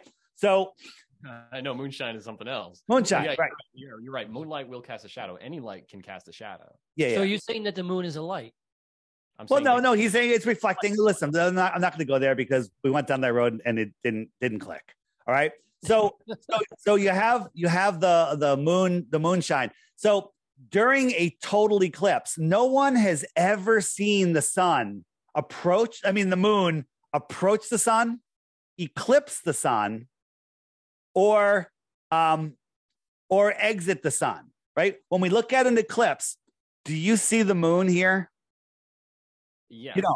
You don't. You see a circle, you see the sky. Something, but it's not. Do you see the moon here? No, you see the sky. You see the moon here? No, you see the sky. Okay, this is a dark picture. We'll exclude that one, right? Okay. Do you see the moon here? Nope, you see the sky, right? Do you see the moon here? No, you see the sky. Again. You never see the moon. Now, you could imagine the moon there, but you're imagining it because you don't see the moon. You don't see the moon over here, right? You can imagine it, but you see the sky. You see the sky. You see the sky, right? You don't see the moon. I think I'm looking for one by NASA. Look, this is just missing sun, I call it. Missing sun. All right? This is all air around it, like it's diffusing that light. Like we can diffuse a bigger light using like an implement in front of the light source. That's actually how we're lighting. So when there's a total eclipse of the sun and there's no ring of fire, so there's nothing to blind you. Well, guess what? If you were on the moon looking at the Earth, there's a full Earth, like a full moon. There's a full Earth. The Earth is 6 times brighter, 6 times bigger, and it has reflective oceans. So I would say it's a minimum of 6 times brighter than the Earth shine. So that Earth shine should light up the entire face of the moon. Never does. Nobody has ever seen the moon during an eclipse. Scientifically, provably, ridiculously impossible for that to happen. So what do you think it is, Dave? What do you think? Are we talking about Rahu here or no? It could be Rahu, could be Ketu. I actually think that the moon does have something to do with eclipse. But again, it could just be another dark body, something I don't understand. But let me show him my... Miles, are you familiar with the black sun? Do you know about that concept or anything? No, I've never heard of a black sun. Okay. But again, there's video, and I can't really show it here, of Rahu and Ketu during an eclipse whizzing by the sun. One of them's fast. It's not definitive, but when you see it, it makes perfect sense. So I'm trying to where's my eclipse? Oh, that's not it. Where is it? Oh. We should get into flight patterns and hemisphere. We'll get into flight pattern, then we'll bring it around. Australia is real. Do I believe Australia is real? Yes. So again, that's ridiculous. That's ridiculous. I do believe it. Okay. So here we go. Wrestling is real. So here we have. This is a real eclipse. You paying attention or you Googling? No, I was switching the scene on the monitor there. Okay. So they can see. So this is a real eclipse. I filmed it. I stared at it for the entire hour and a half that it was happening without sunglasses, and my eyesight got better. Just that's a side note. This is my modeled eclipse. Paper towel with a source light behind it and something eclipsing the source light. With me? Paying attention? You with me? I am. Yeah. Okay. So this is a real eclipse. It's about 80%. And we see this. What is this? Right? Now, you don't see the eclipse here because it's so bright, it's just blowing out the lens. But the eclipse is about that much. Now, this one moving around, that's obviously a lens flare because it's moving around as the camera moves. But this one is locked into position with the sun. It's not moving. what is that? What is that? Okay. And I say it's the source sun. Let me explain what that means. So here's my eclipse. I got a paper towel and I'm projecting the sun. So this paper towel represents our sky, our azimuthal dome grid of vision. Here is the source of the sun, and here comes my eclipse. Eclipse is just a bottle cap, and it's eclipsing it. Now, you don't see it in my sky. I can't see that. There's no sign of the bottle cap, but there's just paper towel, right? There's just paper towel. There's missing sun, just like a real eclipse, right? So then I thought, look, and now it's leaving. Do you see the bottle cap? Do you see the moon cap? So I decided to do it with thinner paper, make the sky a little more translucent. Okay. So here's my eclipse. Don't really see it, but I'm seeing an eclipse. What is this? And when we compare that to the actual footage of the eclipse, source sun, this is the source sun. This is me seeing through the sky when the eclipse is happening. So the sky's not so bright, conditions are right. I'm able to see the source behind it. Now, this is exactly what we see in reality. The explanation of no one's ever can see the moon, even during a total solar eclipse, doesn't conform to what they call reality, heliocentric eclipse nonsense. This does.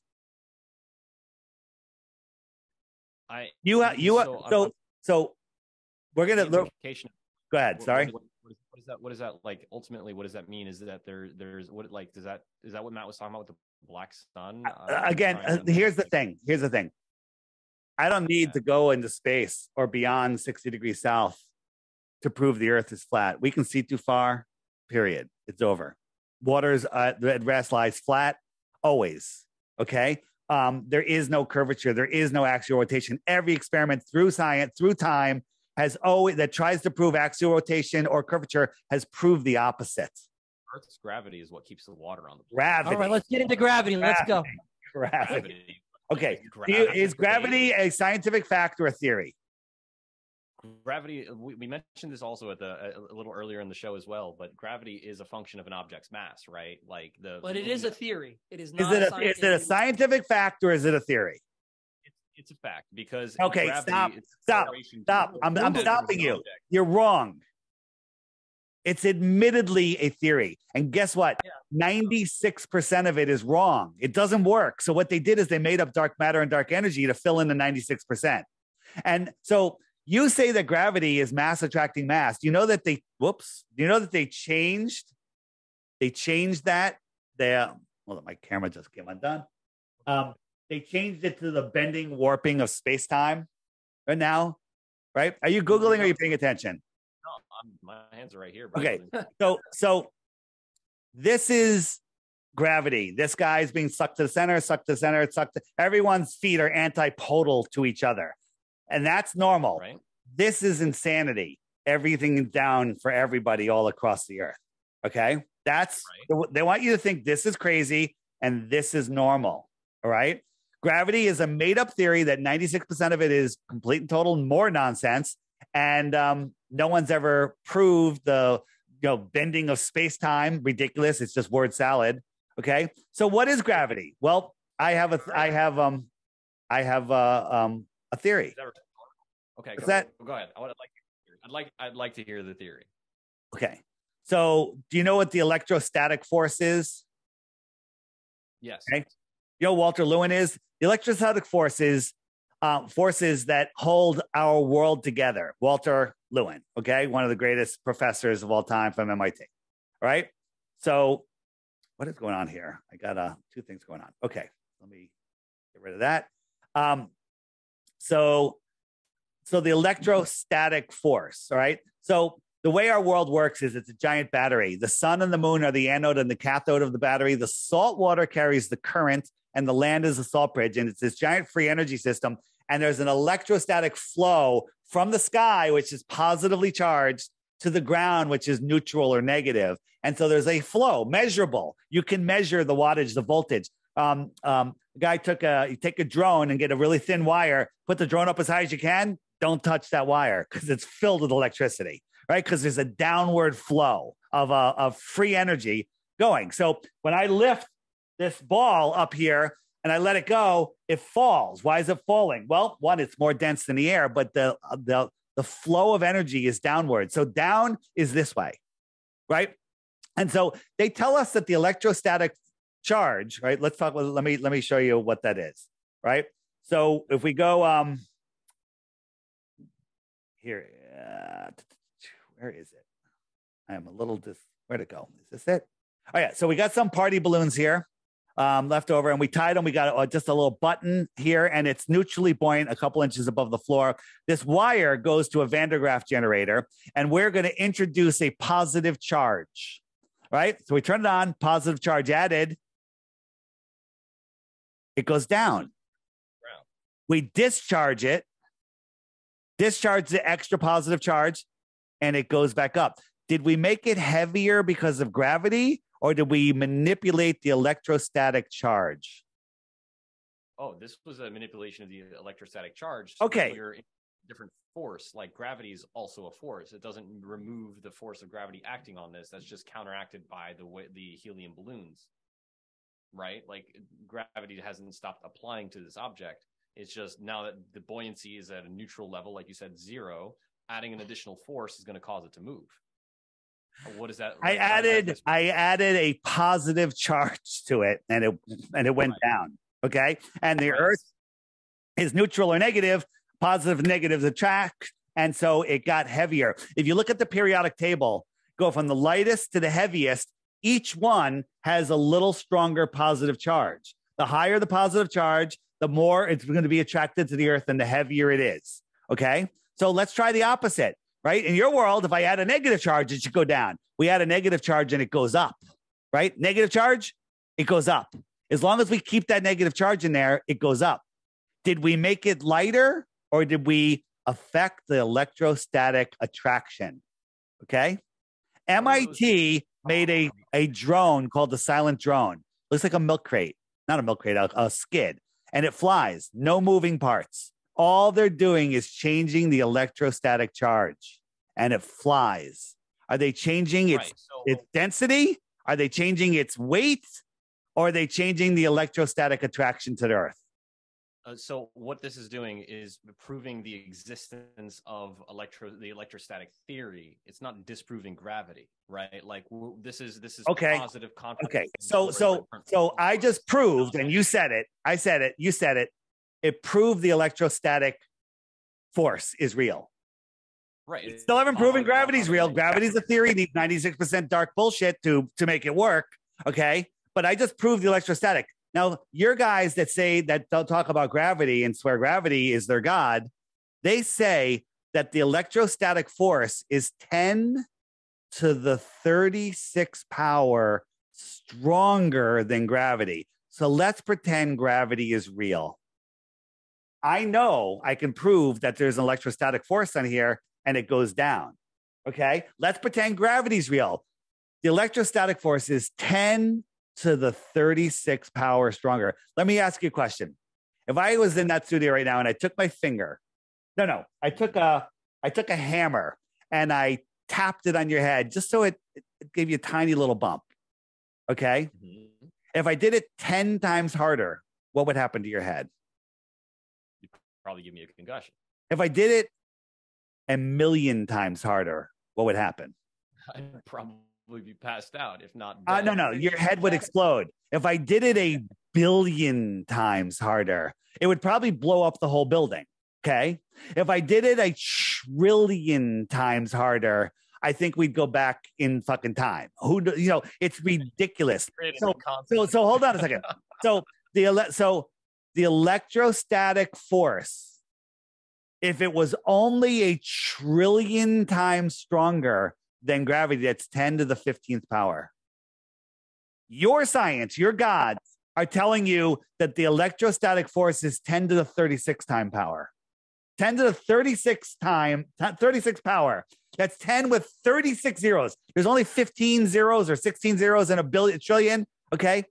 These numbers are absolute insanity. but they're the ones that are saying it. I don't even believe it's true. If gravity, if they can measure gravity, I don't believe that if the electrostatic force was 1 trillion times stronger, we'd be pancakes. Okay. You are in a cult. Get out of it. Because I believe in gravity. We can Well, prove Miles, how do gravity you in believe a that, like, vacuum. say, a butterfly could take off into the air if gravity is holding down, say, the Atlantic Ocean? Like, how do you? Right. No. So gravity affects everything, equally, right? It's the force of acceleration that's pulling us all down towards the center of the Earth, which is like. So here, let me ask you a question. Here's my hand. This weighs 5 pounds. Okay. How much force do I need to stick that to my hand? To the top of your hand or the bottom? No, of your to the hand? bottom of my hand. I want to push this up here. What's the minimum amount of force I need to push this onto the bottom of my hand? 5.0001 pounds. Right. So just 5 pounds, right? Because 4 pounds, it's going to come down. Right. 5 pounds, it'll stick right there. Right. Here's the globe. Mm-hmm. We got oceans. How much pounds do the oceans weigh? 100 quadrillion bazillion tons? How much force does it take to hold 100 trillion tons of water to the bottom of a ball?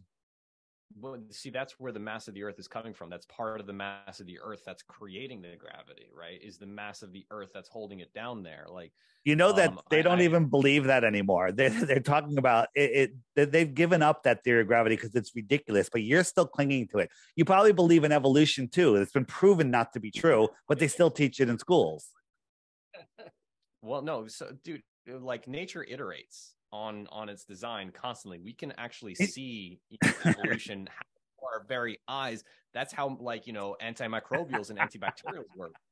Like, we can see it affecting generations of bacteria, and that's So how you believe God. that Is we your all middle name developed Joel by from any pond chance? scum? Do you really believe that? Is Hold your on, middle- Dave. Yeah, go ahead. Dave, hold on. I just want to. complex, I just want to structure ask, do you form. believe that we have everything that we see has developed from pond scum? Yeah, I believe life has a common ancestor, right? Because from a simpler form, more complex organisms are can evolve and come from that, right? No. Okay. In your world, an amoeba, There's a creator. Yes, there's a creator. yeah. Okay. In your world, an amoeba turned into a fish. The fish grew legs, climbed out of the water, and found another sexy fish that was attracted to that grew legs. So they had sex, and it turned into a monkey. And then the monkey, had a retarded baby that turned into a human. Right? That's reductionist, but yes. Yeah. I mean that never ever has any species turned into another species ever. No one's ever found any links to that. They still teach about Lucy, all fake. It's all bullshit. It's all nonsense. But you believe it's happening in the theater community, unfortunately. Yeah. They're turning into a new species. Yeah, there's other species. Right. Well, how come as a people or a species, we haven't evolved according to that theory of evolution? Mm-hmm.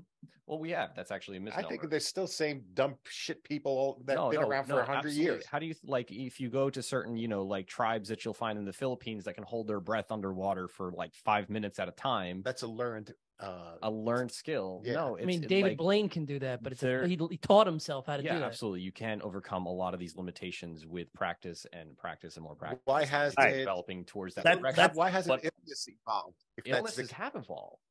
Right, they have evolved to overcome antibacterial, like the antibacterial that we take in the forms of the medicines that we take. They haven't disappeared. But the according form to of the evolution, they should being- disappear at some point. What should As we evolve, so should the diseases, and they should disappear. evolve with us. Well, that's my point. Right. Are they? Okay. All right. Listen. This is a ridiculous question. So let me ask you a question. You're on an airplane. You're on a runway. You're sitting right here. You're at the top of the world. Always on top of the world. So my fingers are pointing towards the horizon. Correct. Right. It's a much smaller scale. So the horizon is over here. So it's nighttime, and I could see some stars on the horizon. Right. Mm-hmm. No problem. Right. Clear night. So I fly down to the equator. Where are those stars on the horizon? Are they still in front of me, or are they over my head? They would appear to be still in front of you, like above. Why? If relative to you and the Earth. Why? Like, yes, it would make sense that they're above you, like over your head. No, but they would untrue. still be in Look front at of this. you Look at because this. The reason the stars are moving Because across you're the flying over sky. a flat plane. Hold on. That's why. The reason the stars go from east to west is because the earth is spinning. That's what they tell us. Okay. I'm on the top of the earth. I'm not flying east or west. I'm flying south. So I got stars that are straight out in front of my windshield. And now I'm going to fly over the earth. Are they still in front of my windshield? Yes. Explain how. It's a parallax. They're Parallax. so far away that, like, you know, even if your orientation changes, it like, doesn't matter. It doesn't matter. Like if you're looking at a star on the horizon and then you lay down on your back and you're looking straight up, do you still see that star? Wait, so if you lay down on your back, lie flat, you still see the star, right? No, you don't. The star is your feet are pointing at the star. Your eyes are pointing up at 90 degrees. The star is at the horizon. Let's try again. The star is over there and I fly down, changing my orientation to the star. Is the star still in front of my fingers or is it above my hand? In this example, they're above your hand. Okay. Right. So if you're on an airplane, here and you fly to here, any star you saw on the horizon here will now be at your zenith above your head. Okay. Right? Okay. Okay. Okay. Hold on.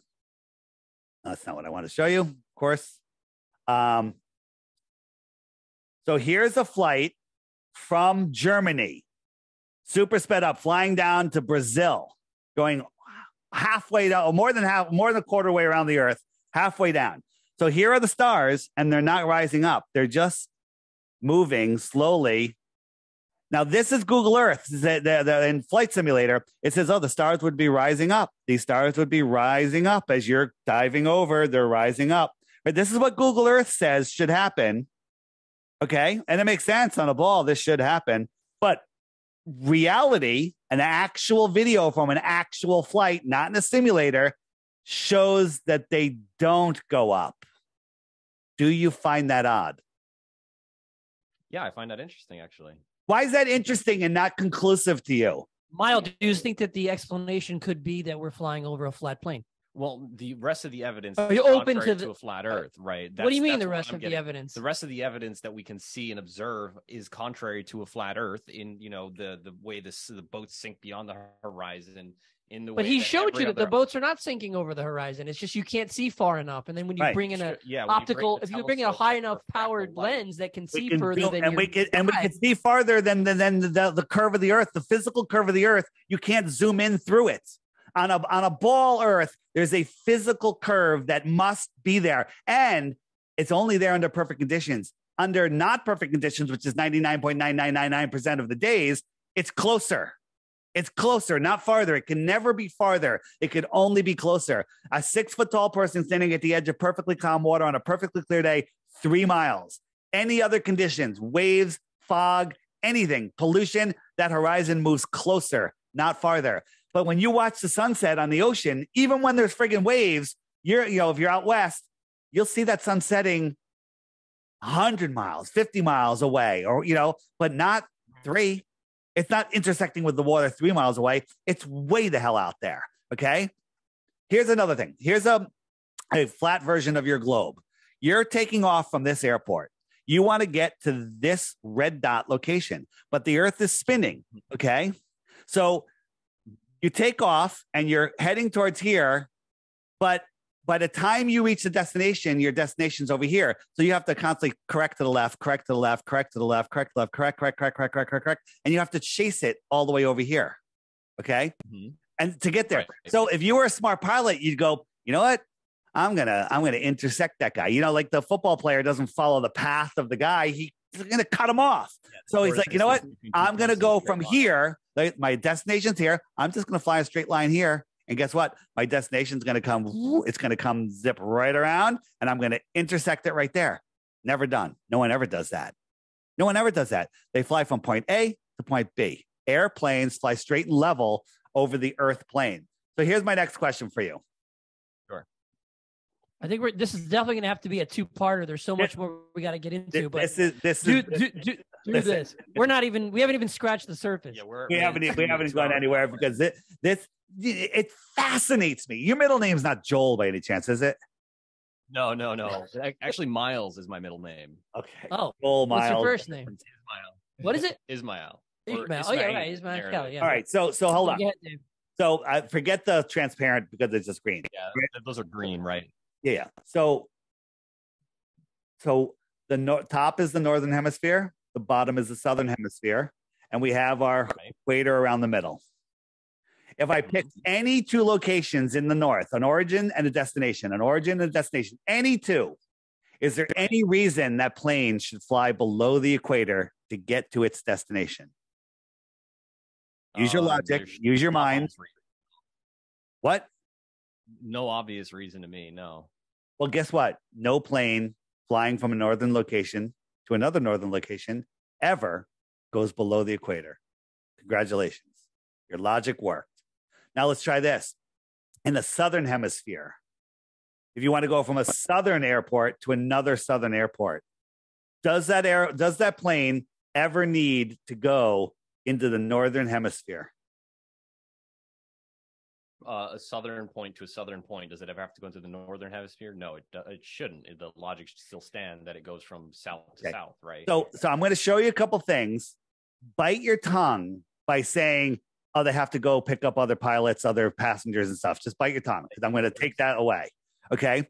So here's one from Buenos Aires to Amsterdam, to New Delhi. It stops in Amsterdam. So on a globe, what the hell is going on here? On a globe, they go all the way up here to the north and then all the way back down. Kind of weird. Why didn't they just go right across Africa? Right? Well, the reality on a flat earth, it looks like this. It's kind of, they stop here, get some fuel, and they continue. Let's look at another one. And look at a couple, and then I'll let you respond. Okay? Sure. Sydney to Mexico City stops in Los Angeles. Okay? It goes all the way up to Los Angeles and all the way over. Why didn't they just go this way? Okay? Maybe they had to pick up some passengers. Okay? But if you look at it, it's pretty much a straight line. Right? There's some more obvious ones. Let's get here. So here's one, right? Dubai in South Africa to Sydney. It stops in Dubai, all the way up here. So it goes all the way up to the north and then all the way back down. Why didn't it just go over here? But if you look at it on a flat earth map, coincidentally, it's a straight line. Okay? Yeah, it's interesting you mentioned that. Is that the third map? And can I respond to that? One more. Okay. Same thing. Rio to Johannesburg. It goes all the way up to Sao Paulo. It goes all the way up here and all the way down. Why didn't it just fly across here? And it happens to be a straight line on the flat earth map. Go ahead. The flat earth map is the globe just rotated like so that the North Pole is in the center. Yeah. It's actually the other way around. It's actually the other way around. So let me ask you a question. What on a globe, you have a North Pole and a South Pole, and you have 24 equally spaced lines creating time zones. So as you spin, there's your time zones, right? Right. How many time zones in the north are there and how many time zones in the south are there? I believe, I could be mistaken about this. I believe there's 24 time zones total. Each of them are spaced out. No, I think it's more like 12 or 24 time zones. Well, each time zone is 1 hour. Right. Yeah. It's 1 hour apart, right? Between like New York to Central to Mountain Time to Western Time. I think there's 32 time zones in the South and like 19 or something in the North, right? It's a total. On my app, the Flat Earth Sun, Moon, and Zodiac Clock app, if you hit the time zones button, you can check it out. Okay. So I haven't Googled this, but like my knee-jerk reaction to that is that on the globe model, of course, right, is that the Earth is on an axis, right? And we're trying to line up things with like times that are happening in New York daytime, whatever that is. Let's say 12 o'clock p.m. Right? Is in Australia, which is on the south hemisphere. All right. Listen, I'm getting hungry with all this talk. Okay. No, I don't blame you, man. I actually need to reach for my water too. My system everything just shrank. Why is that? Joe, any commentary? Any feedback? All right. Any so where do you lean so far? Where are you leaning Joe? right now? Because you were leaning. You've been on the fence. So where are you? Yeah. All right. Skeptic. Go ahead, Joe. Let's let Joe talk. He hasn't said much. Well, first of all, my whole theory on gravity, Mm-hmm. okay, I truly believe that the theory of gravity is still out there because they use that to enhance their global warming theory. Because if everything heats up, according to them, gravity's going to fucking drop and everyone's going to be fucking crushed to the floor. I've never even heard that. That's ridiculous. Look it up. That's Which is absolutely ridiculous. But they equate gravity and losing gravity to global warming. Okay. All right, let's talk about this. I'll give you the gravity thing. One thing I find interesting with the moon, going back to the moon, there are times when I have looked at the moon and to me it seems so fucking close because I can actually see shit on the moon. Yeah, or through it. Mm-hmm. Right. So this whole thing with the moon is always kind of skeptical to me. Yeah, on a clear day, sometimes you can see like a star through the You'll moon. see shit Oh. on the fucking moon and So different colors. Yeah, if you go on Google Earth and zoom in pretty close and draw a circle 40 miles around, and then zoom out and see when it gets too small to see. And before you get, I think, like 400 miles or whatever it is, you can't see it. It's just a tiny dot. It's gone, right? And that's just like you're still pretty damn close to Earth. Okay, when you look up at the moon, that big crater on the bottom that has all the spiral lines, the radiant lines from it, that's I forget the name of it, like in Enceladus or something. Don't quote me there. Whatever crater. They say it's 40 miles wide. How the hell can we see it? 250,000 miles away. You can see it with your naked eye. Again, if you do the math and you look at it, it absolutely does not make sense. Getting back to this, okay? Okay. New York. My whole thing shrank, so I can't even friggin' see. New York to Hawaii. There was an emergency right about here. And so they went to Seattle, which is like 1,500 miles out of the way, 1,000 miles out of the way. They got there in 15 minutes. How the heck did they do that? 500 miles an hour, 2 hours. It would take 2 hours minimum to get there. They got there in 15 minutes. If you look at it, Seattle's right on that route, right on that flight route. Okay. There's another one. Is it not 1,500 miles away? No, it is from where they're supposed to be. Here's one. They had emergency right here, and they went to Moscow again. That might even be 2,000 miles away. Let's just say it's 1,000 though. They got there in no time at all. If you look at it, Moscow's right on that flight route again, right on the flight route. Another one, right? Dallas to Beijing stopped in Calgary. Calgary is way the hell up here. Why didn't they just stop here in California or Portland or wherever that is? They went all the way up to Calgary. Look at a flat Earth map. Calgary is exactly on that flight route. Okay. Here's one. So those flight routes. So what I'm noticing here on these globe photos that you're showing of the flight paths is that those planes don't actually fly in a straight line between point A to point B. They do fly in those curves in anticipation of, emergency landings or. Get the hell out of here. You're just making up shit. They can stop it. Explain this one then. Explain this one. Okay. Explain this one. You're now just pissing me off. Okay. You're about to land. They're flying to Auckland, New Zealand. Right here, there's an emergency. Okay. They can continue to Auckland, or they can divert equally as far, if not farther, to Fiji. Okay. Right. So don't make, there's nowhere to land out here. All right. All right. If you look at it though, it's right there. Fiji's here. It's not over here. Fiji's right there. Zoom in. Fiji, right? That's why they landed. Emergency happened here. They stopped in Fiji. Okay. One more and let me hear your excuse for this one. Sure. Okay. So this is a flight from Hong Kong. They were going to the UK. They ended up stopping in Germany. UK is right here. Okay. And it's a 12-hour flight. 4 hours into the flight, family's flying together. The mom dies suddenly, dead in her chair. Little girl, little boy, father. Okay. They're all sitting there. Mom's dead. Okay. Mom's dead. Well, if you do some research, there's probably 50 different airports that they could have stopped at. They didn't stop at any. They flew for 8 hours, finally stopping in Germany. At that point, why don't you just go the other hour or two and get to their final destination? Okay. Why do you think they didn't stop? Why? Why didn't they land? The mother's dead. What's that? If she was already dead, I'm surprised they stopped at all. She's dead, right? Okay. All right. All right. Dude, when somebody dies on the plane, you let. So why did they stop? Why did they stop here? Right? I don't know. Listen, hold on a second. Your belief that they don't stop for dead people is retarded because or pick them up on top of a mountain.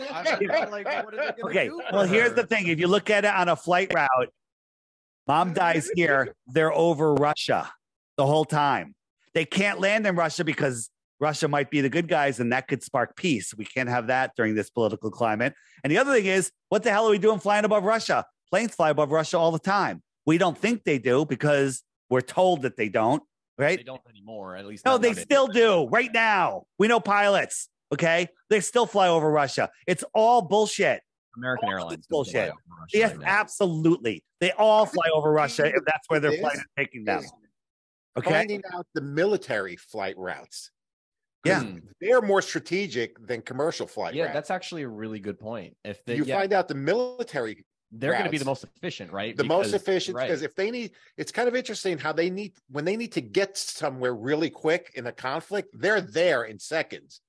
So in a way, let me touch on one more thing. Going back to satellites for a second. So Elon Musk is putting up. We're gonna have to do that in another. We didn't. Elon Musk is putting up these Starlink satellites to give everybody internet, right? It wants internet everywhere. So do you know how your cell phone has internet, right? And you can drive. I've driven from Connecticut to South Carolina and been on the phone almost the whole way. No problem. Well, how am I staying connected? It's called a mesh network. I just jump from tower to tower to tower. It always goes to the nearest tower. Okay.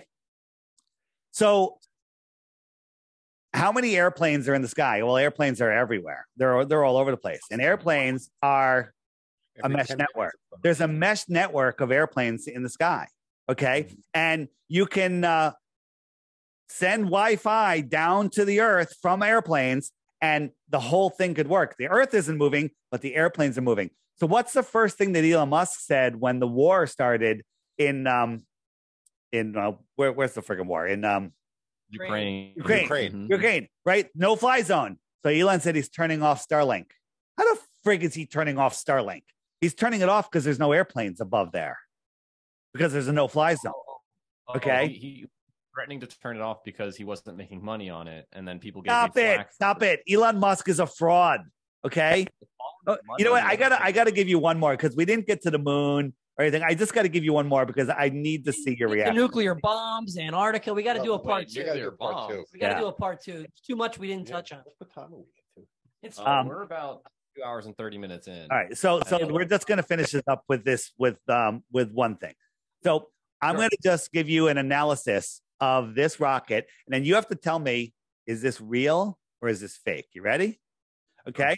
So here we got this big rocket. It's going to go to Mars. This is a test flight to go to Mars, right? It's got this little pad here. Right. It's going to shoot a little fire out of the ground. And then we get this angle shot here. Very cool. And then it's moving up really slow. Now this thrust, this little flame is lifting up 10 tons, 20 tons of weight, right? Yes. It's moving really slow. We got this far shot. Now look, think about the angle here. We can see the side.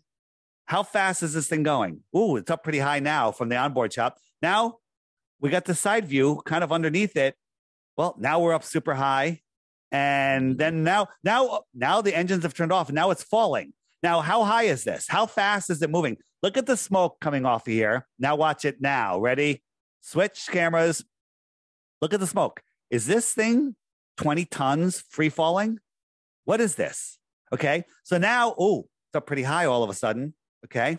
Is this, it's up now, it's free falling. And how's that going on? Now, it's up pretty high again. Interesting. Right. Mm-hmm. And now 3 of the engines are going to turn on. The cameraman's going to get underneath of it. 2 of the engines are going to turn off and it's going to land upright. Ready? Cameraman gets underneath. 3 engines are on. 2 of them are going to burn out. Ready? 1, 2. This little flame, look how fast it's moving. Not that fast. And it's going to land with a bunch of CGI smoke. And it's going to land upright. Is that a real rocket launch or a fake rocket launch? Those last few shots did look pretty CGI. The whole thing is fake. But that It was looked like shown unedited, high, low, floating, falling, turning, unedited. That's a SpaceX launch. Okay? That's a SpaceX launch. If you believe that is real, you have lost your friggin' mind. Okay? You've lost your mind. It's absolute insanity to believe that's real. Sorry. Well, the real they have landed rockets. That has happened. Whether or not this rocket, this marketing, so they fake some. They the fake actual some. landing. Wait, you haven't even looked at any rocket landings. Okay, you've looked at none of them. Okay, right? But they fake rocket landing. They fake some and they do some real. That's your stance, right? Some are real, some are fake. Yeah. Yeah, like some of it is marketing material, and some are so it's marketing material. And successes. What's up? Marketing material. Yeah, absolutely. SpaceX is a for-profit company, aren't they? So is NASA. Yeah.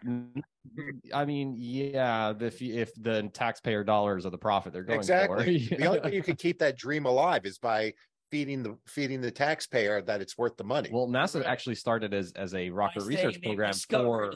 Well, weaponizing them. 400 billion light years away. That would be look that'd be how great. NASA kind of NASA, so they could find all this they pushed the bullshit that it's either us or the Russians to get to. Yeah, it was NASA versus Roscoe. So they created like this kind of fake war between us to fund NASA to get to the moon, so on and so forth. That kind of died down, and now they resurrected it again. Right. But NASA is all marketing. Yeah, it was absolutely the space race. They had to build hype for the people in order to get them to continue supporting NASA, which is why they would be incentivized to put out marketing material. And I personally, do you actually hear this the diatribe that's coming out of your mouth? Look at this. So this is the same rocket. They show. Look at a nice curved Earth. There's a curve of the Earth. Get the sun. What a beautiful cinematic shot. And then it'll clip and it'll show you a concave Earth. Oh, it's flat. Okay. Now this is the first stage going up. This is first stage, second stage, whatever. This one's going up, right? Now this thing is just free falling in the middle of the ocean, and it's going to land on a raft. Okay, with wind and waves. This thing is like 20 tons. It's like 10 stories tall, and it's going to land on a raft with these little milk crate filters. Okay, and there's a raft. Amazing. And it's coming down. This little flame is going to stop this thing and keep it upright with a single engine. Oh, look at that. Beautiful. No wave, nothing. You believe that? You believe Elon Musk put a car into space? Oh, yeah, that's amazing. Actually, won't land a freaking airplane if there's wind outside. So look, concave Earth, curved Earth. Concave Earth, curved Earth, right? This is what they show you. Doesn't actually matter. Like you can start a butane fire and you wouldn't actually see the flame. It's actually dangerous because, you can, they used to use butane fuel for race cars. So here it is, comes landing, and we have a camera on the ground here, and watch what happens. Okay. That's your proof right there. I mean, I could take it. I could go. Ooh, I could just drop it, and as long as my hand doesn't come in the screen, and I could put it right down. Okay. Mm-hmm. Absolute. I mean, anyone with a critical mind, right here again. Here it comes in for a landing. So we got the ground thing, and then all of a sudden it starts shaking. There's nobody out here, but there's like somebody holding it. This is like a bottle rocket, not a bottle rocket, a Roman candle. Right? Let's roll it, putting it down. Right? That's all it is. Right? Right? And then, so here's another one. And then they lose satellite coverage at the last second. Here it's coming down, and it froze. Okay, every friggin' time that happens. Okay, it's really hard to maintain a signal with that much force coming down on the raft. Like, right? I mean, what I would love to find a camera that would survive, the thruster of a rocket. Are you kidding me? Are you absolutely kidding me? Why don't they put another raft a quarter of a mile away and film it? Okay, it's absolute ridiculous, right? And you look at it, there's just a bunch of fire and stuff, and people believe this stuff is real. Okay. People just believe this is real. We can go down to Fort Lauderdale, Florida, or wherever they launched their. Have you ever gone? We've had guys there, and whenever our guys are there with their P1000s, they cancel the launch. Okay, really? They cancel the launch every single time. Wow, that blows. And it's always due to weather. Yeah. It might be sunny out. And then they do a nighttime launch, right? These rockets go up and they crash into the Bermuda Triangle where no boats are. And that's why they tell you to stay out of the Bermuda Triangle so you don't see the shit going on there. You don't get hit with one of these rockets. All the rockets, they just go and they go crash right out into the sea. And if you watch them, they just curve over it. Oh, they're going around the curve of the Earth. But the Earth is so big, you can't see the curve, but we can see the curve of that rocket. When you watch a chemtrail being laid out on a plane, it's a straight line, right? And it looks like it's going down just due to perspective. But rockets, they do a curve because that's the curve of the Earth. Are a lot higher up than any plane is actually. Get the fuck out of here. This is the ground right here, okay? This is the ground. It's already curving. This is the ground. It's not nearly as high as those planes. These are nonsense. Okay, it's using the Earth's gravitational field as well as the rotation of the Earth to not like spin it into orbit, right? Like you are just repeating nonsense again. You know what? It's unbelievable. I don't know how anyone could actually. It's your mental illness fascinates me. Okay, here. Tell me this. How about this? How about this one? Landing in the middle of a field. Okay. Sure. Do you think that's real? Come on, who showed that? That's fake as shit. Who put I made that. It's with a fucking lighter. I did it. It took me 2 minutes. Okay. But it's not much, but it's not, I don't have $71 million a day given to me. All right. Hey, Dave, it's funny. Our PR guy, our press agent for our company, he works for NASA. Oh boy. Right. Yeah, he works for NASA. Yeah, well, but here's like everything is so compartmentalized in NASA. I'd say 95+% of the people at NASA have no idea that they're working for a bogus company. They have no idea. I know someone that was involved in the moon landings. I mean, he was an older man, but he swears that they happened. We have a whistleblower on his deathbed. The guy said he how they filmed it, where they filmed it, who had access to the tent. I mean, all of the information's out there. You just don't see it. This is there was a SpaceX, or I think it was a SpaceX, right? Right. So where'd it go? All of a sudden you're going and watch the top of the rocket. Okay. Now there's no smoke trail. That means this is fake. Whenever they launch something, usually it's just a helium balloon. Okay. There's a smoke trail, but what happened there? What happened? Watch again. I'll zoom in. Now we were looking on NASA's images from NASA, and we zoomed in on their lawn, and there was these big spotlights. Like, what do they have these big spotlights for? I guess they're lighting up the tower or whatever. And then we saw a name panel, a company name, and we Googled it. It's a holographic projection company. Why does NASA have these giant, weird-looking lights on the ground that are from a holographic projection company?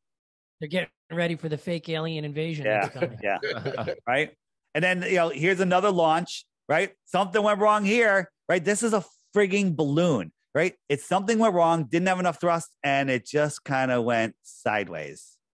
It just went sideways, right? And the cameraman's like, oh, everything's nominal, and they just talk and say stuff. And then he's like, okay, switch to the second camera view. And he's looking for it, where'd it go? Oh, here it comes. There it is, right? Look at this thing. This is a balloon with a firework on the bottom of it. Okay. And then they show you this. They're in space. Wow. They're in space. Look, they're in space now. And now it's falling down. It's falling apart. I mean, they're horrible at this. Horrible. Oh, one of the stages that got disconnected, isn't it? Like this camera angle that we're looking at there. You're unbelievable, man. You are what give me nightmares. Okay. So this is a movie from the 1950s about a rocket that lands on a raft. And now we have this. Okay. Absolute insanity. This out here, when you analyze this one, it's blowing like 30 knots. There's 6-foot waves. And somehow that rocket can land on a little tiny raft. Are you kidding me? You couldn't stand on that raft without holding something. This thing is, 6-8 stories tall. It's gigantic. And it's landing on that raft in high winds and waves. Okay. So perfectly too. Yeah. And whenever they land on these drone rafts, it's 800 miles off the coast of Florida. It's always flat.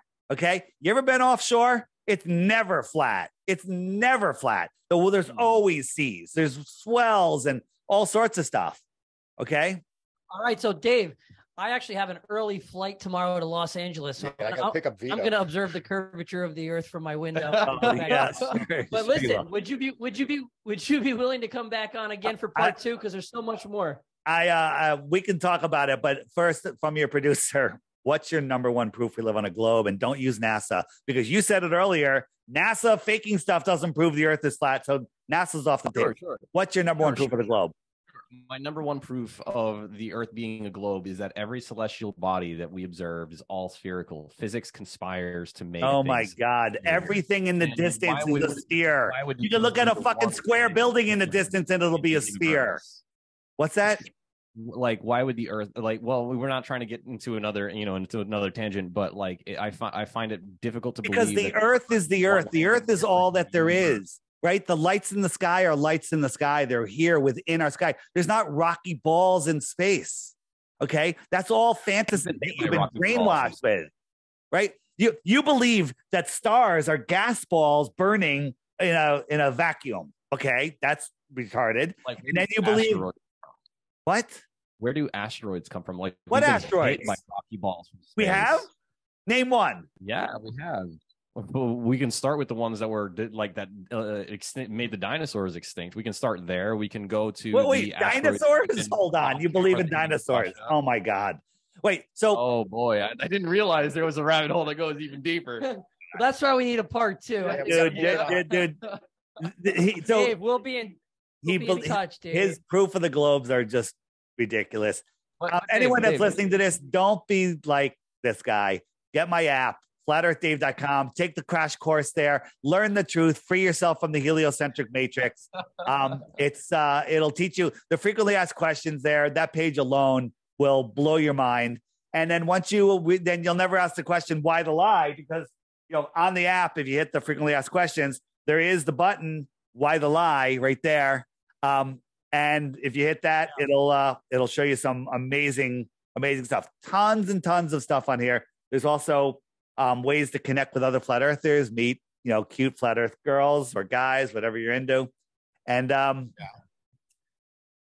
check it out. Just go to my website, flatearthdave.com.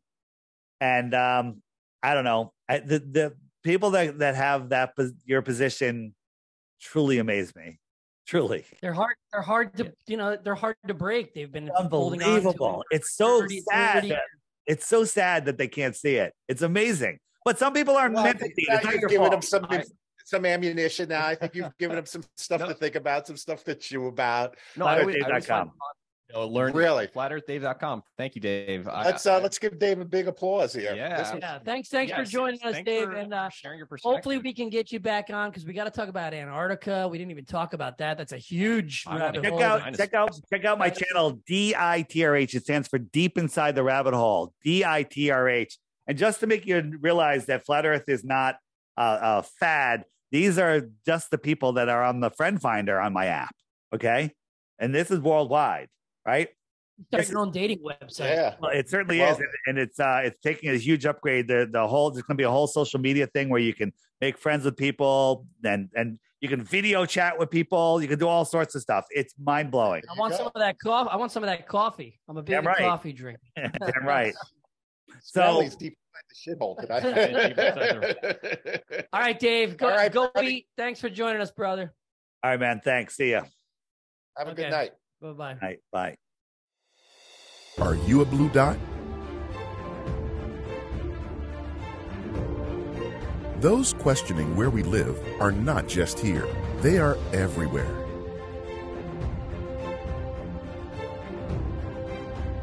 Of course, this info is hidden from you, but the app shows you that no matter where you go, you aren't alone.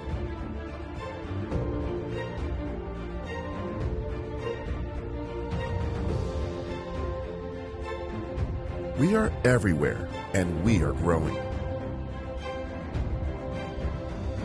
Find your tribe today.